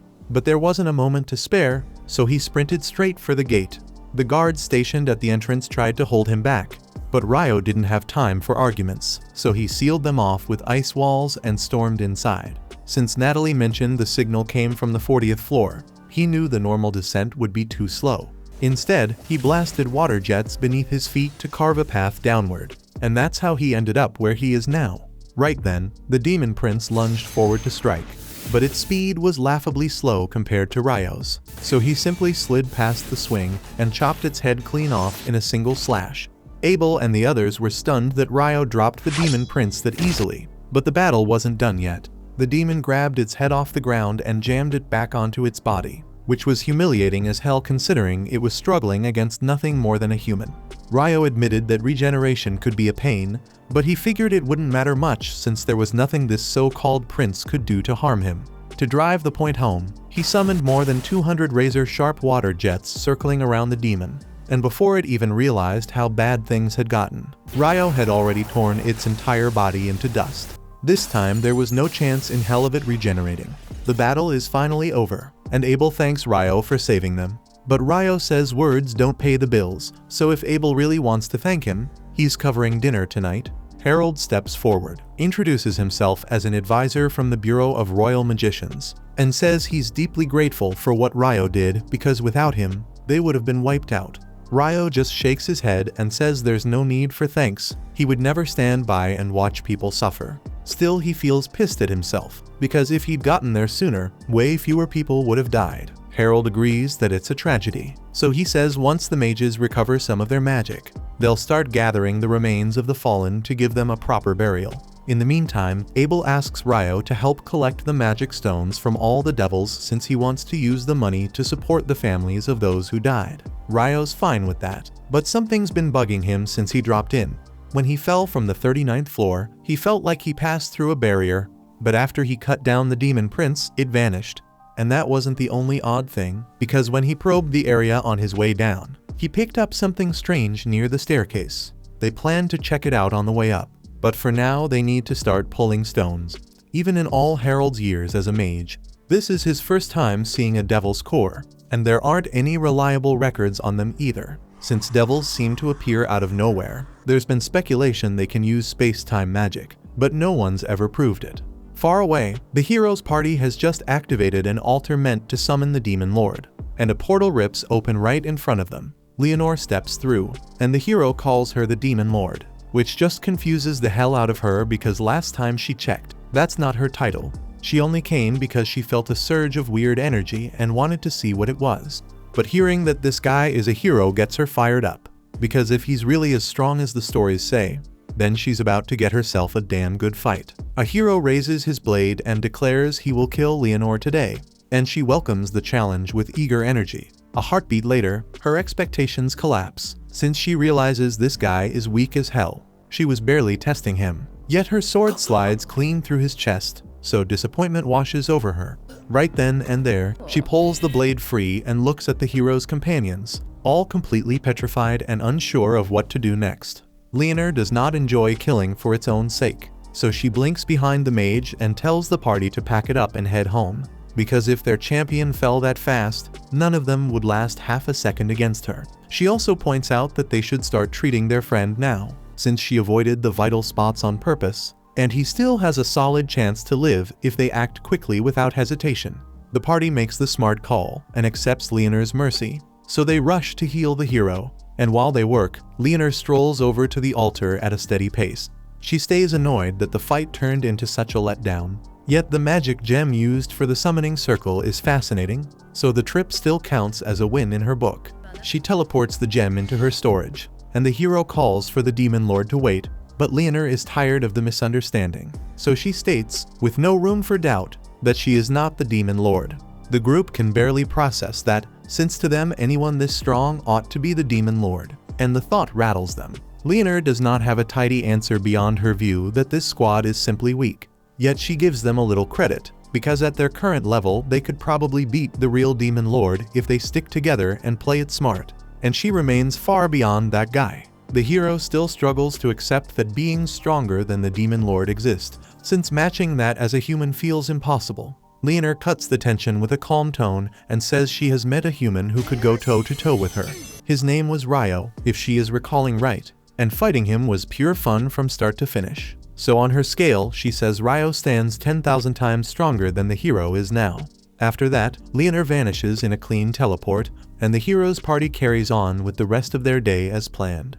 Meanwhile, down in the dungeon, Ryo and the rest of the adventurers make their way to the staircase to head back up. And once they reach it, Ryo points out the anomaly he mentioned earlier. It looks almost like some kind of magic gem, but Harold admits he's never seen anything close to it before, so he has no idea what it's supposed to do. He decides it's safer to take it back to the surface for a proper analysis, so he slips it into his storage bag, and the group keeps moving. In the end, everyone makes it back to the surface, and Hugh quickly starts arranging care for the injured adventurers. Meanwhile, Natalie rushes over to meet Abel and the others, relieved they're alive, and Abel thanks her for thinking on her feet, because without her going to find Ryo, they never would have made it out.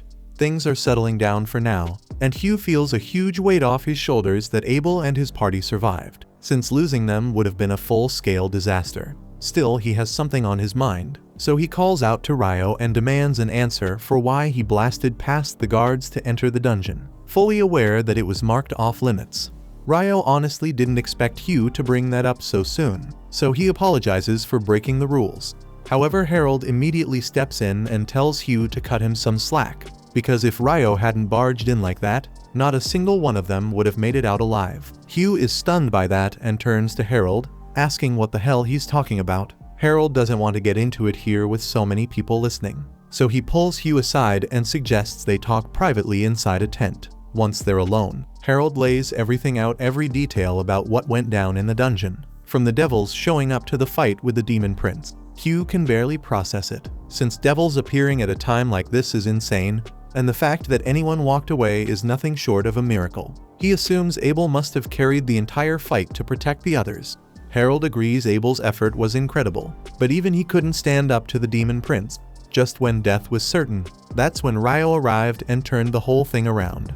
Meanwhile, Hugh was still trying to process everything, since he knew Ryo was gifted yet had no clue the kid could stand up to a demon prince on his own. However, Harold told him that challenge was the wrong word here, because what Ryo pulled off was a straight one-sided slaughter. Ryo erased the demon prince and every remaining subordinate in seconds, and the scale of magic on display was scary as hell, so the whole scene left veterans speechless. After what he witnessed, Harold told Hugh their top priority from here on out should be keeping Ryo on good terms with the kingdom, since turning a talent like that into an enemy would be catastrophic. On that note, Harold asked for Hugh's cooperation in scrubbing any mention of Ryo's real power from the field report, because the last thing they needed was a pack of foolish aristocrats learning too much and trying to force Ryo into nonsense. The following morning, Ryo wandered through town and caught a delicious smell on the breeze. He followed the scent to a curry spot, and to his surprise he found Sarah already seated. Sarah was just as surprised to see him there, yet she could not blame him, since the curry in this place had a reputation for being the best. They placed their orders, and with a quiet moment finally on the table, Sarah asked where he lived these days. Ryo explained that he was staying at the guild dorms for now, and that answer threw her for a moment, since those rooms were usually for rookies. Still, he added that he was technically a rookie, even if the desk promoted him to D rank the day he registered as an adventurer. Sarah said that kind of instant promotion was rare, and she could tell he carried more strength than he let on, so the decision made sense to her in the end. After they finish their meal, they step outside and Ryo wonders why he almost never sees Sarah at the guild, even though she's listed as an adventurer. She explains that it's kind of a long-term deal in the royal capital, so she rarely has to visit the guild at all. She mentions that she's the sword instructor for Margrave Lune's Order of Knights, and since they're already on that subject, she asks if Ryo has any plans afterward because she'd like to have a sparring match with him. Not long after, Ryo and Sarah are in the training arena, and they're about to start. Then Ryo wants to know how she figured out he used a sword even though he's a mage. She says she could tell from his footwork and stance, and she adds that it isn't rare for a mage to fight with more than spells, so it made sense to her. Right then, the match kicks off and Sarah bursts forward at incredible speed. Yet Ryo reacts in time and counters, so Sarah lights up because almost no one has ever dodged her opening strike on the first try. Ryo is just as surprised, since he wasn't expecting her to be that fast, and she admits she wasn't even serious yet, so she says she'll go all out now. From there, Ryo hangs on through her relentless flurry, and the pace is damn intense, but he can barely keep up, so he gets overwhelmed soon after. Once the match ends, Sarah hugs him out of pure excitement, since she didn't realize he was that talented. There aren't many who can last that long against her, especially when she's using wind magic to boost her attack speed and Ryo isn't using any magic at all. She'd love to keep sparring. Then she remembers she has a tutoring session with the Margrave's son coming up, so she heads out. After that, Ryo decides to head home, and on the way he runs into Hugh. They're both moving back toward the guild, so Hugh tells him to hop in because he has something to discuss, and it's about the incident where Ryo rushed into the dungeon without permission. He tells Ryo there's no need to be nervous, since Harold already explained how much Ryo did to save the investigation team, and Hugh is grateful for that. Even so, the rules say he has to hand down a punishment, so he says he has a job for Ryo. At that point, Ryo feels a little confused, since a mandatory job sounds too lenient to count as punishment. Yet Hugh tells him not to overthink it. Then he explains the assignment plainly, and it's an escort mission that will take Ryo on a round trip to the city of Whitnash. After a few days, Nils walks up to Ryo in their dorm room and formally asks for his help. Ryo wants to know what exactly is weighing on him, and Nils explains that his village has posted an official monster hunting request. He wants to accept it. Yet the job is limited to D-ranked adventurers and their registered parties, and everyone here is E rank or below, with the single exception of Ryo himself. Nils begs Ryo to form a temporary party so they can take the mission, and Aemon adds that they will be dealing with goblins and skeletons, which should not be that big of a deal. While Ito points out that goblins and skeletons usually do not share the same habitat to begin with, Ryo suddenly laughs because he has not fought skeletons in this world. He decides to take the quest specifically to square up against some skeletons, and the whole group heads straight over to the guild. Hugh asks whether they are sure about taking the request since the village is not exactly nearby, but Nils is determined to return home and help his people. Hugh then explains that 2 parties have already been dispatched to handle the problem. The first was an E-rank team and the second was a D-rank, and both of them failed to finish the job. Everyone is stunned to hear that even a D-rank group could not handle goblins and skeletons, and holy crap. But Hugh says there was another factor at play. He explains that the D-rank party reported 0 cooperation from the villagers, while Nils finds that strange because the people in his hometown are not that hostile by nature. Hugh decides to approve the boys for the job since he is from a small village himself and understands that kind of problem all too well. However, he warns them the mission can be dangerous and the priest Ito will be essential to the party's success because he is the only one who can heal their injuries. He also notes that Ryo still has a few days left before his mandatory escort assignment begins, so he can clear this quest beforehand without risking a delay. The next day, Ryo and his friends set out for the village of Kailadi, and they make good time because their stamina has improved a lot from daily runs. The villagers greet Nils warmly and welcome him back, and Ryo is quietly surprised by that since he was almost sure Nils had been exiled for being a troublemaker. Nils gets mad at the remark for a moment, yet he cannot stay upset long because Ryo is right about him being a handful. From there, he leads the group to the village chief Bulan, who is genuinely glad to see him. After Nils introduces his friends to Bulan, they sit down together to talk through the monster hunting quest. Bulan says this time should go more smoothly since Nils knows the village customs, but Nils wants clarity on the D-rank report. He asks whether the villagers really failed to cooperate with that party, and Bulan begins the story from the moment he first spotted skeleton monsters, as he tells it. He explains that when the E-rank team first arrived at the village, they drove the battle too deep into the eastern forest in the first place, a place where villagers are forbidden to go. They would have been chased out by the villagers anyway, yet they ended up injured and returned on their own instead. Once the D-rank party came after that, the villagers no longer trusted outsiders.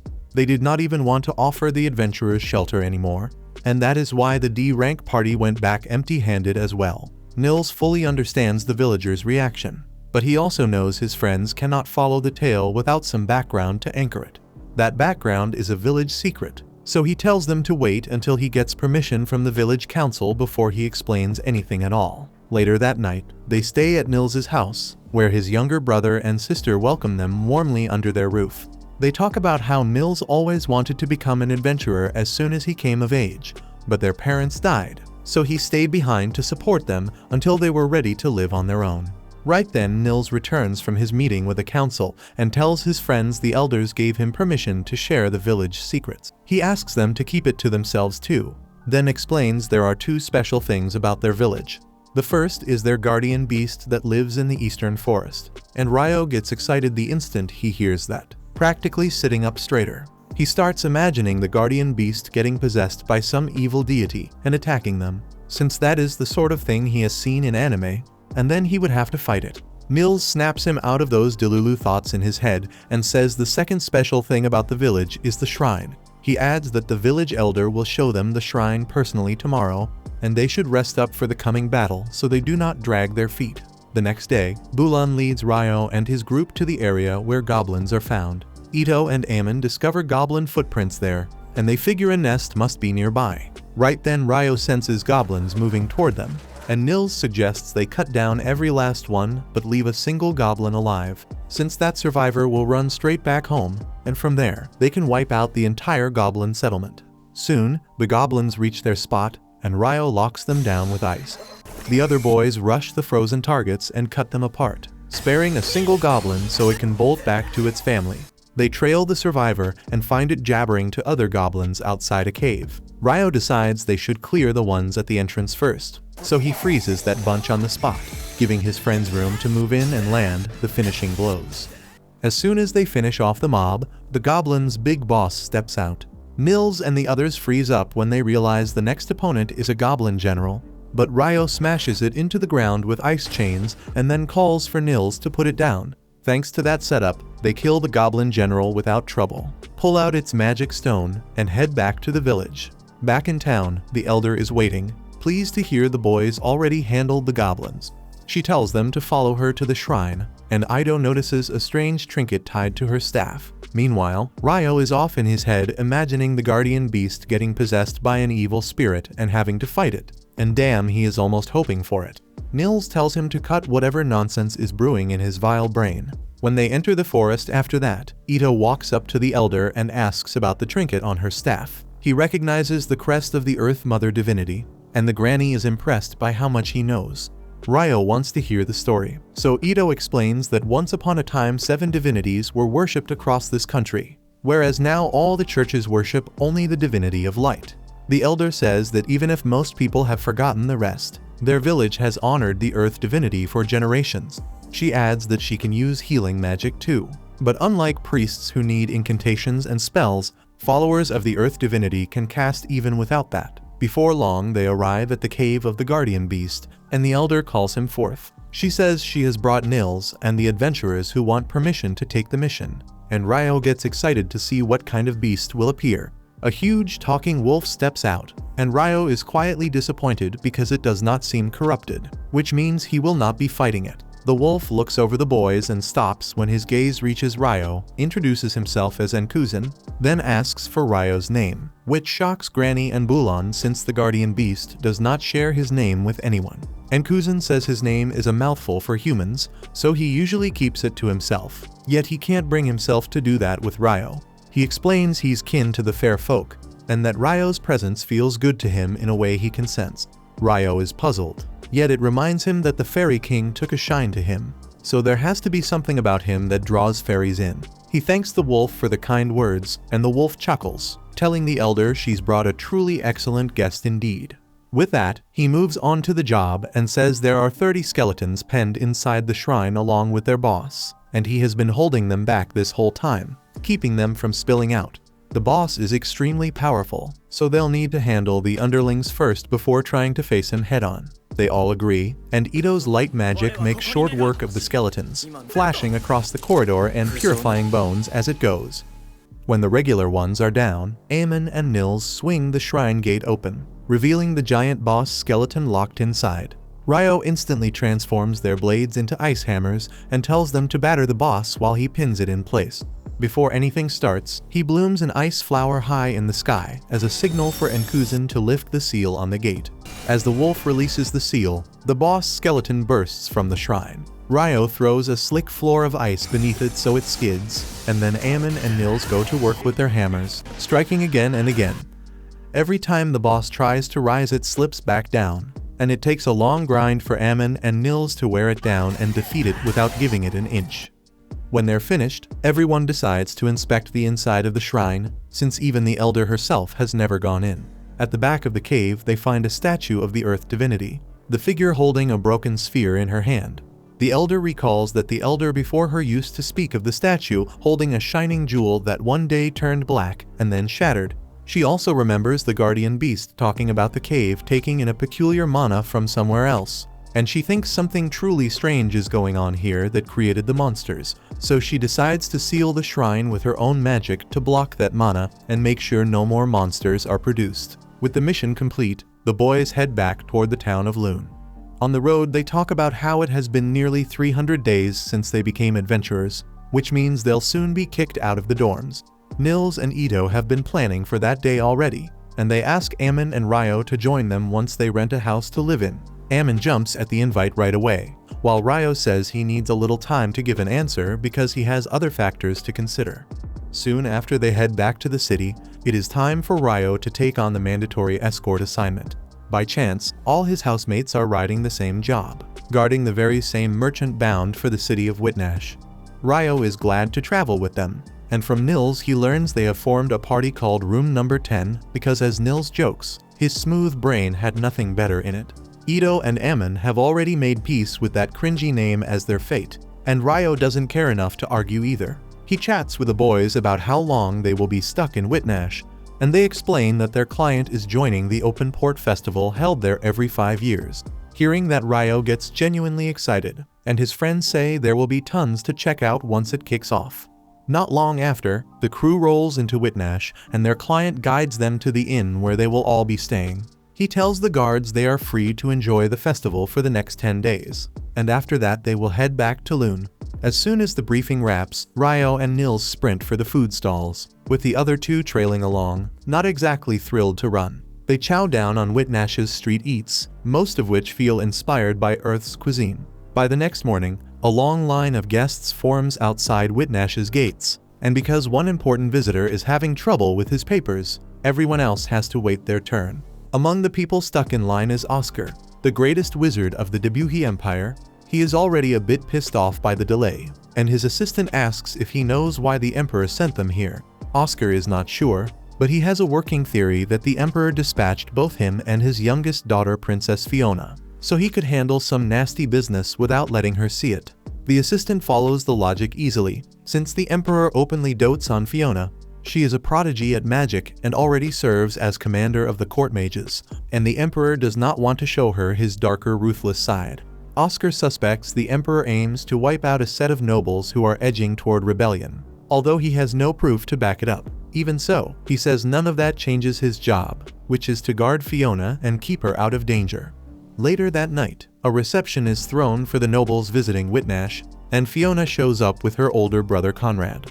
While Conrad works the room and handles the diplomacy, he notices his sister looks worn out, so he tells her to grab some rest. Fiona gladly takes the chance to head to her room and collapse onto the bed, since she would much prefer training with her unit than standing around at a party. The next morning, the festival opens with a big parade, and Ryo spots Abel sitting stiffly among the special guests. His friends notice him too, and then Nils locks eyes with Fiona. Ito tells him she is a princess way out of his league, no chance in hell, so he should stick with the guild receptionist for now. Right then, Lynn and the other members of Abel's party arrive, and Ryo asks them what Abel is doing among the special guests. Rihia explains that Abel is here as the stand-in for their guild master, who will arrive the following day. Just after that, Lynn points out a dense wind magic barrier shielding the special guests, and Ito is curious because he thought it would be a standard barrier. Lynn says she has heard stories about an heirloom passed down by the Lord of Whitnash's family that can raise a wind ward, and she figures the tales are true. Ryo gets excited at the idea of a treasure that casts magic, but Lynn tells him it is highly inefficient, so they only bring it out for an occasion like this. Rihia agrees, saying that guarding high-ranking nobles and royals from different kingdoms is worth the cost, and Ryo hopes nothing goes wrong during the festival. With that, Lynn's attention shifts to Fiona, noting that if the commander of Debuhi's magic forces is here, her lieutenant must be present as well. Ryo is curious about that man, and the girls start sharing the legends tied to the famous Inferno magician. He is said to have incinerated 1,000 soldiers with a single cast and dropped a wyvern in one hit among other feats. He even managed to overtake Nicki Minaj on the red carpet. Rihia adds that nobody knows how much of the rumor mill is accurate, and she wants no part of someone that dangerous. With that, Abel's party moves on, and Nils tells Ryo they should wander the festival too. Ryo agrees, but as he turns, Oscar passes right by him. Both men sidestep to avoid a collision and trade quick apologies. Ryo walks off with his friends, while Oscar keeps his eyes on him for a moment longer. Not long after, Oscar gets busy grabbing snacks for the princess, since that is the errand she handed him. He is already having a hard time hauling everything through the crowd, and his assistant piles on by barking orders, checking the list twice and 3 times to make sure they miss nothing at all, not even a single pastry. On another street, Abel and Prince Conrad bump into each other, and Conrad remarks that Abel looks like someone he used to know. Abel tells him he must be mistaken and pivots into small talk about how he sat next to Fiona earlier.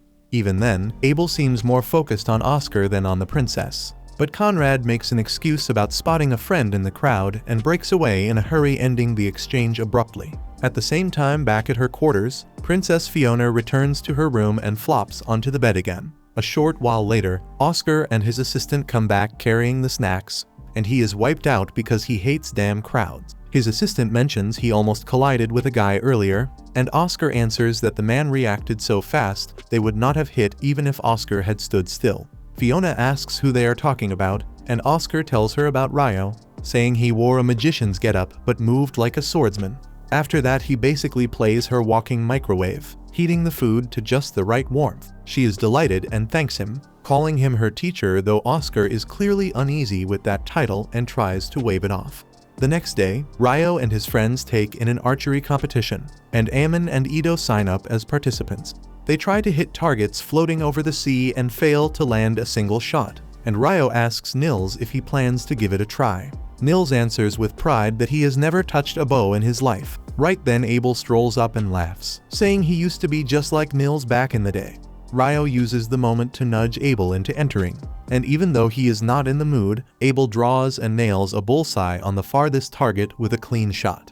Cheers erupt the instant the arrow lands, but Abel cannot bask for long because his party members arrive. Rihia smiles with a frosty calm and asks why he did not come to them as soon as he was free, and while he tries to talk his way out, Lynn steps over to Ryo and the others.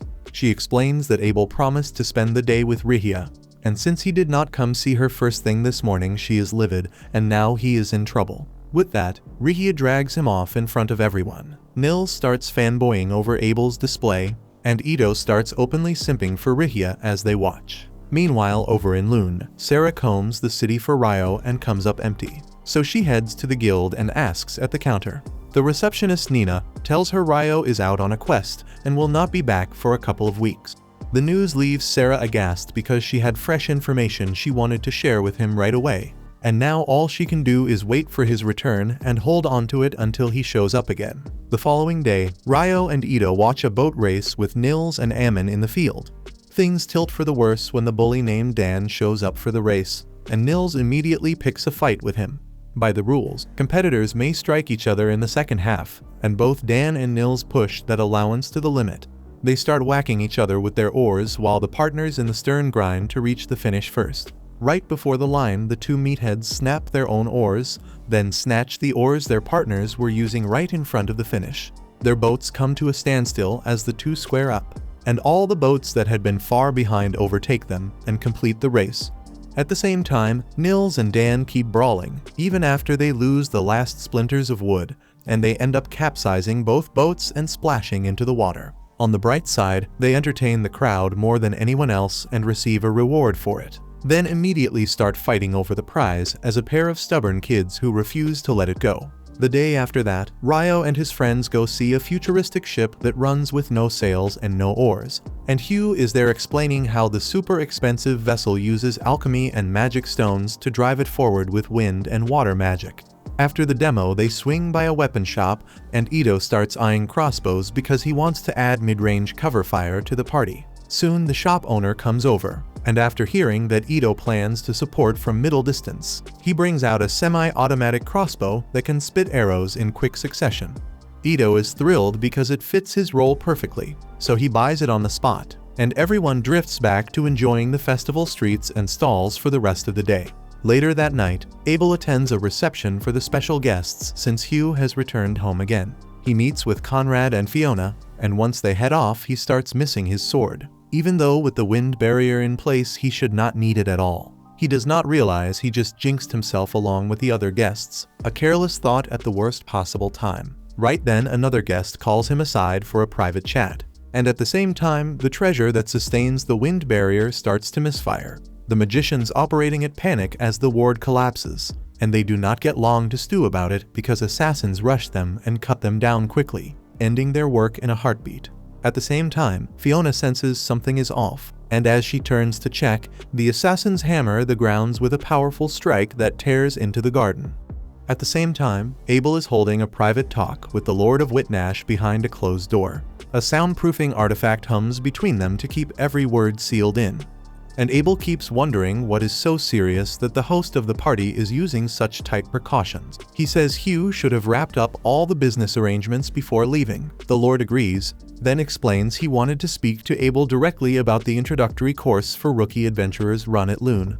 He has heard strong praise for that curriculum, and he wants to roll out the same framework at the Whitnash Guild as well. Abel is on board with the plan and notes that the course has cut rookie death rates, and the Lord adds that he already discussed borrowing materials and appointing instructors with Hugh.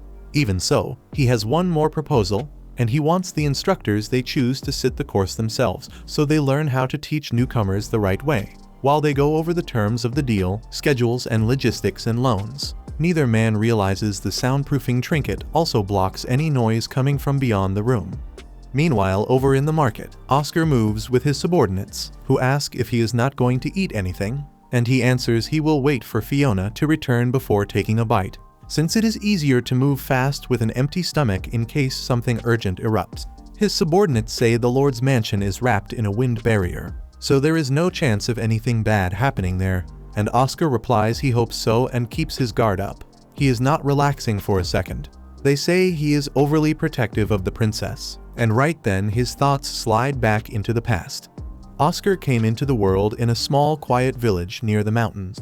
He was a natural redhead as a kid, and from early on he showed clear talent with fire magic. He would help the village blacksmith by holding the forge exactly where it needed to be and wanted to learn to craft weapons the way the smith did. At home he would light the firewood for his mother at dusk, and it made him happy that his ability could make life easier for the people around him. On a certain day, the blacksmith handed him his first sword as a gift and told Oscar's father the boy was grown enough to help the villagers on hunts. Oscar was thrilled, and his dad took him out with the party, but instead of letting him swing a sword, he told him to carry a bow so he would learn distance, breath, and patience before closing in. Oscar drew and loosed and managed to strike the target once before his father finished it. And that night they shared a feast. Even so, while everyone was enjoying themselves, Oscar's dad heard from a friend that bandits were scouting their village and could strike at any moment. The two men weighed the odds and realized they were badly outnumbered and had no time to evacuate, so they agreed there was no choice left except to stand their ground and defend the village. Soon, the men rallied at the village wall, waiting tensely for the raiders to appear, and the instant the bandits reached the wall, they opened fire and dropped a couple of them. Still, the bandit leader read their approach fast and barked for his men to rush in close and smash the wall right away. Oscar wanted to join the fight beside the villagers, but his dad ordered him home to watch over his mother, while he stayed to hold the bandits back. The clash raged on, and the bandit chief turned out far stronger than anyone expected. He vaulted the wall, hacked an archer's arm clean off, then unbarred the gate and let his men pour into the village. As a full brawl exploded between both sides, Oscar hid inside his house with his mother and other village women. Yet the lone guard outside was not strong enough to stop the chief from breaking in. Right then Oscar's mom tried to strike first, but she stood no chance against a hardened raider. He cut her down with ease. Suddenly Oscar froze at the sight and grief hit him so hard it burned. He hurled a fireball at the chief and the man swatted it away. Oscar then lunged in to stab him, but he could not land a blow and the bandit ripped the sword from his hands. Right then, his dad arrived and blocked the chief from attacking anyone, and the moment he saw his wife's body his mind went blank and he threw himself at the chief in blind fury. The bandit slipped every swing and taunted him to step outside and fight. Oscar's dad chased after him without a second thought, and that choice proved fatal. Arrows hit him before he even cleared the doorway, and the chief drove a blade through his heart. Oscar was shattered by all of this, But before the chief could turn on him, another bandit rushed in and said they needed to pull back because a pack of wolves was heading toward the village after catching the scent of fresh blood. The chief pulled his men out, and soon after the blacksmith came to check on Oscar. He recoiled at the brutal scene, then forced himself steady to shield the boy, who had lost the will to live after watching his parents die. The blacksmith told him to keep living and become the kind of man others could count on, because that was the best thing he could do now. At that moment, wolves encircled their house, and the blacksmith chose to risk his life to save Oscar, telling him to dash for the river because wolves avoid water, while he stayed behind to hold them back and buy a little time. Oscar ran with everything he had. 2 wolves chased after him, and as he neared the river, the pair closed in. He slipped and their strike missed. Then he toppled into the water and the current swept him far downstream. As he came to, he found himself inside the home of a wealthy man who had discovered him by the riverside. The kindly old man gave him space to mourn his parents and comforted him by noting how rare his red hair was. He then spoke of the belief that such hair was a blessing from the divinity of fire. And he lifted Oscar's spirits by saying great things might still be waiting for him in the days ahead. Then Oscar explained that he had nowhere to go and asked to remain with him. The man agreed quickly and said that if Oscar wanted to stay, he would have to study and get an education under his roof. And Oscar accepted without hesitation. He also asked the old man to train him with the sword because he wanted to grow stronger. But only a couple of years later, this second chance ended in tragedy. One night, when he returned home, Oscar found the mansion ablaze, and inside a bandit had killed everyone in the old man's family. Oscar burst forward in rage and slashed the bandit's face, but that was all he managed. The bandit grabbed his head and stabbed him. As Oscar hit the floor, he caught a clear look at the man's face and realized it was the same bastard who had killed his parents. In that instant, the bandit left the mansion with his gang, and Oscar still managed to learn their names before he blacked out. Soon afterward, his hair turned white and he set off on his own, badly hurt but determined to take revenge on the man who had taken everything from him. Back in the present, the Lord's mansion suddenly came under a barrage of fireballs, triggering destructive explosions inside and out. Everyone fled and Fiona immediately noticed that her brother Conrad was injured. She rushed to him and raised a magic barrier before treating his wounds. But he told her he was fine and asked her to conserve her mana because she might need it later. So Fiona decided to move him somewhere safer before choosing her next step. Meanwhile, bandits began attacking the guests and no one could escape the mansion.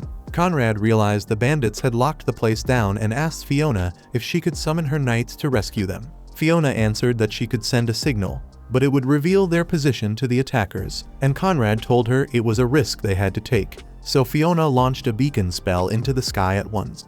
As soon as Oscar and the others saw the beacon, they rushed toward the mansion. Back at the mansion, the attackers spot Conrad and Fiona and call for backup at once. Right then, Conrad reads the situation and realizes they are the real targets. He tells Fiona the only way they survive is to cut down every attacker in front of them. The raiders charge, and Conrad raises earth magic that brings a few of them down. Fiona goes after the rest with fire.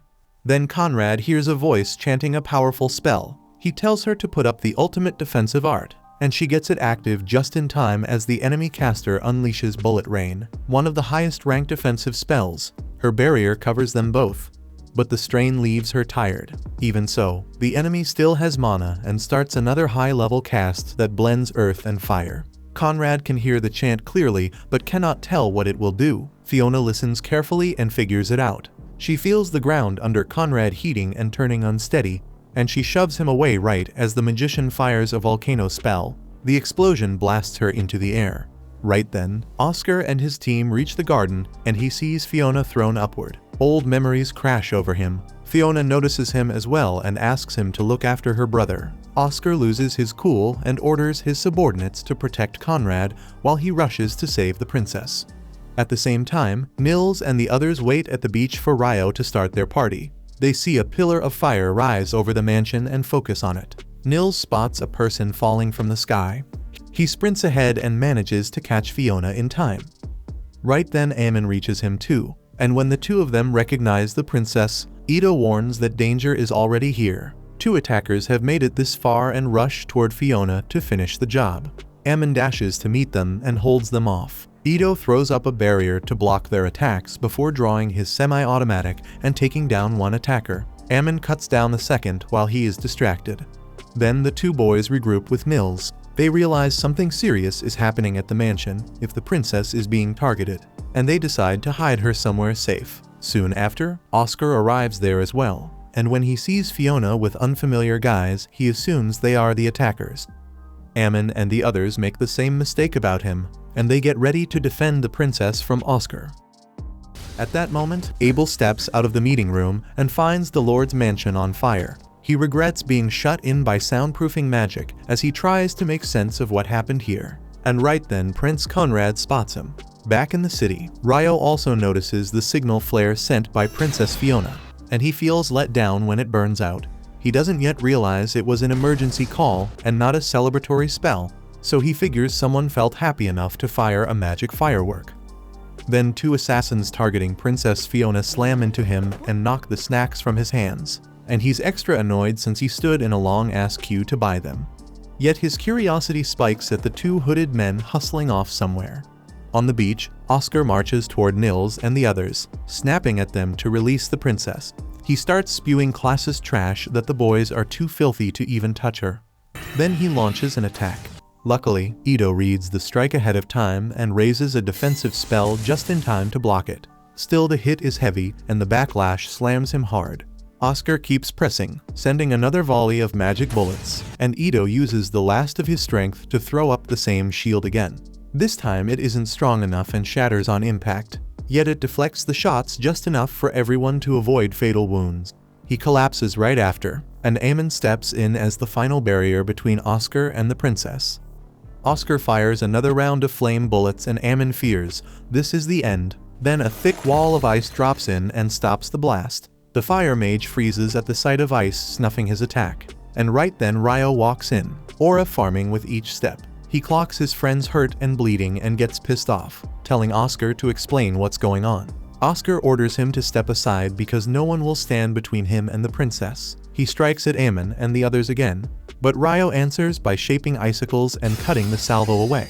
Oscar realizes the water magician must be handled first, and he gets serious. He hurls powerful fire spells at Ryo, and Ryo summons ice walls to meet them. The clash of their spells erupts into a huge explosion, and Ryo stands there completely unharmed. Oscar is stunned that his blast fails to erase all the ice walls, and Ryo decides it is his turn to press. He suddenly calls up a spread of icicles overhead and fires them toward Oscar, who counters with fireballs one after another. Still, Ryo instantly summons a second volley. This time, Oscar uses a high-level spell to spin a fire tornado around himself, shredding the icicles and pushing the flames toward Ryo at the same time. Even so, as the spell fizzles out, Ryo drops from the sky sealed inside an ice capsule. He draws out his sword and sends a burst of ice toward Oscar, who narrowly slips aside and throws fresh fireballs at him.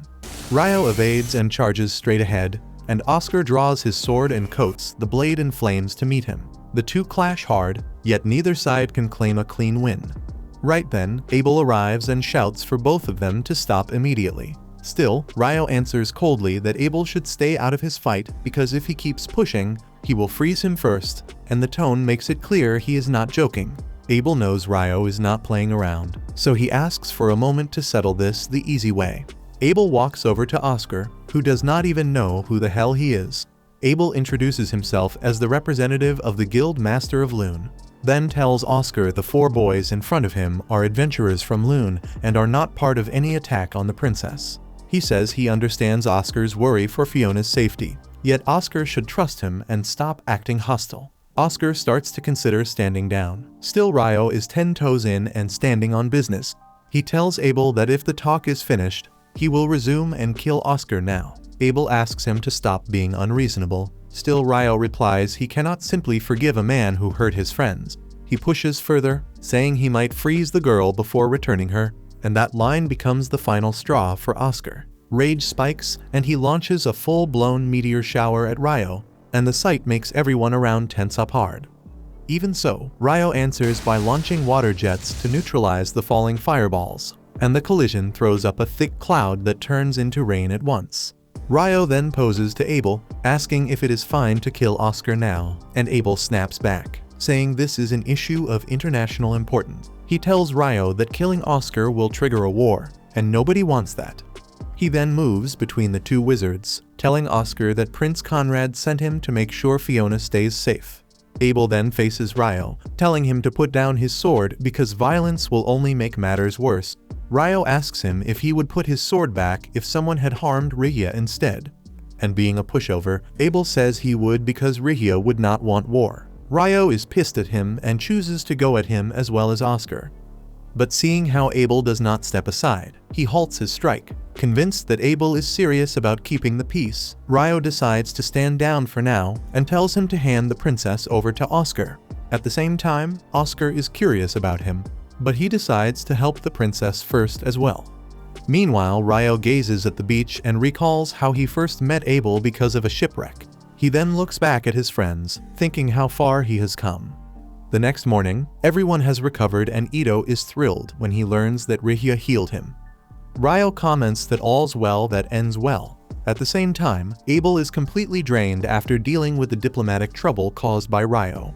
Yet fortunately, there will be no fallout since Conrad and Fiona understood the matter. Oscar even offered an apology for what happened, which Ryo still finds hard to accept. Right then, Abel informs Nils, Ito, and Aemon that the princess wishes to express her gratitude for saving her life the previous night. She has declared a reward for them, but nothing for Ryo since he technically had no role in rescuing her. Elsewhere, Sarah is growing restless waiting for Ryo to return. She starts thinking about how it was the most natural thing for her to be a loner. But Ryo's company has spoiled her, and now she cannot stop thinking about when he will come back. As she goes to her favorite restaurant one day, she suddenly spots Ryo there and her face brightens with joy. Ryo also sees her and gestures for her to come sit with him, and they chat while eating. Once that is done, Sarah leads him into the library's secret archives since she found a rare alchemy document. Ryo thanks her for it, then pulls out a sheet to take notes, and Sarah remarks that since the original document is not on proper paper, he can't use the transcribe spell right then. Ryo is stunned to learn there is a spell that lets people Xerox documents, and Sarah laughs at him because that is the most basic thing ever. From there, once Ryo finishes copying the document, he asks Sarah a question that has been bugging him for a long time. He knows Sarah spends a lot of time in the library, but the fee is also pretty high, and he wonders how she can afford it still. Sarah answers that she works for the local lord, and he waived the fee for her. Meanwhile, Ryo is quite impressed hearing that then Sarah offers to take him to a transcriber so he can see the spell's appearance. Soon after, she takes him to the transcriber, and they find Abel exiting the shop just then as they arrive. Sarah and Abel are both surprised the other person knows Ryo, and once Abel leaves, Sarah tells Ryo they need to talk. She is upset that he is so frank with Abel, while he still acts formal with her, and she pushes Ryo to be more candid with her from there. Later that day, Ryo meets Abel at the inn and reminds him he had promised to treat him to dinner for a week after the dungeon incident. Abel panics because he had forgotten about it, but then Ryo tells him he is swapping his request for another one now instead. He says that since his stay at the dorm is nearly over, he wants to own a house with a big yard so he can experiment in peace without hassle. He wants Abel to help him with that and hopefully get him some property suitable for nobles right then. Abel takes him to a real estate agent who says that Ryo can't buy property of nobles since he is a commoner. He also doesn't have any good property that suits Ryo's requirements at the moment, except for one farmhouse outside the city. Ryo has no problem checking out the property outside the city, and he really takes to it even still. He buys it for the price the agent offers because haggling is too middle class for him. Then he dreams about living a peaceful life in his new house, unaware that he is destined for great things. And with that, we have reached the end of the first season. Hope you guys enjoyed it. I will catch you in season 2. Do not forget to drop a like, hit that subscribe, and smack the bell so you do not miss what is coming next.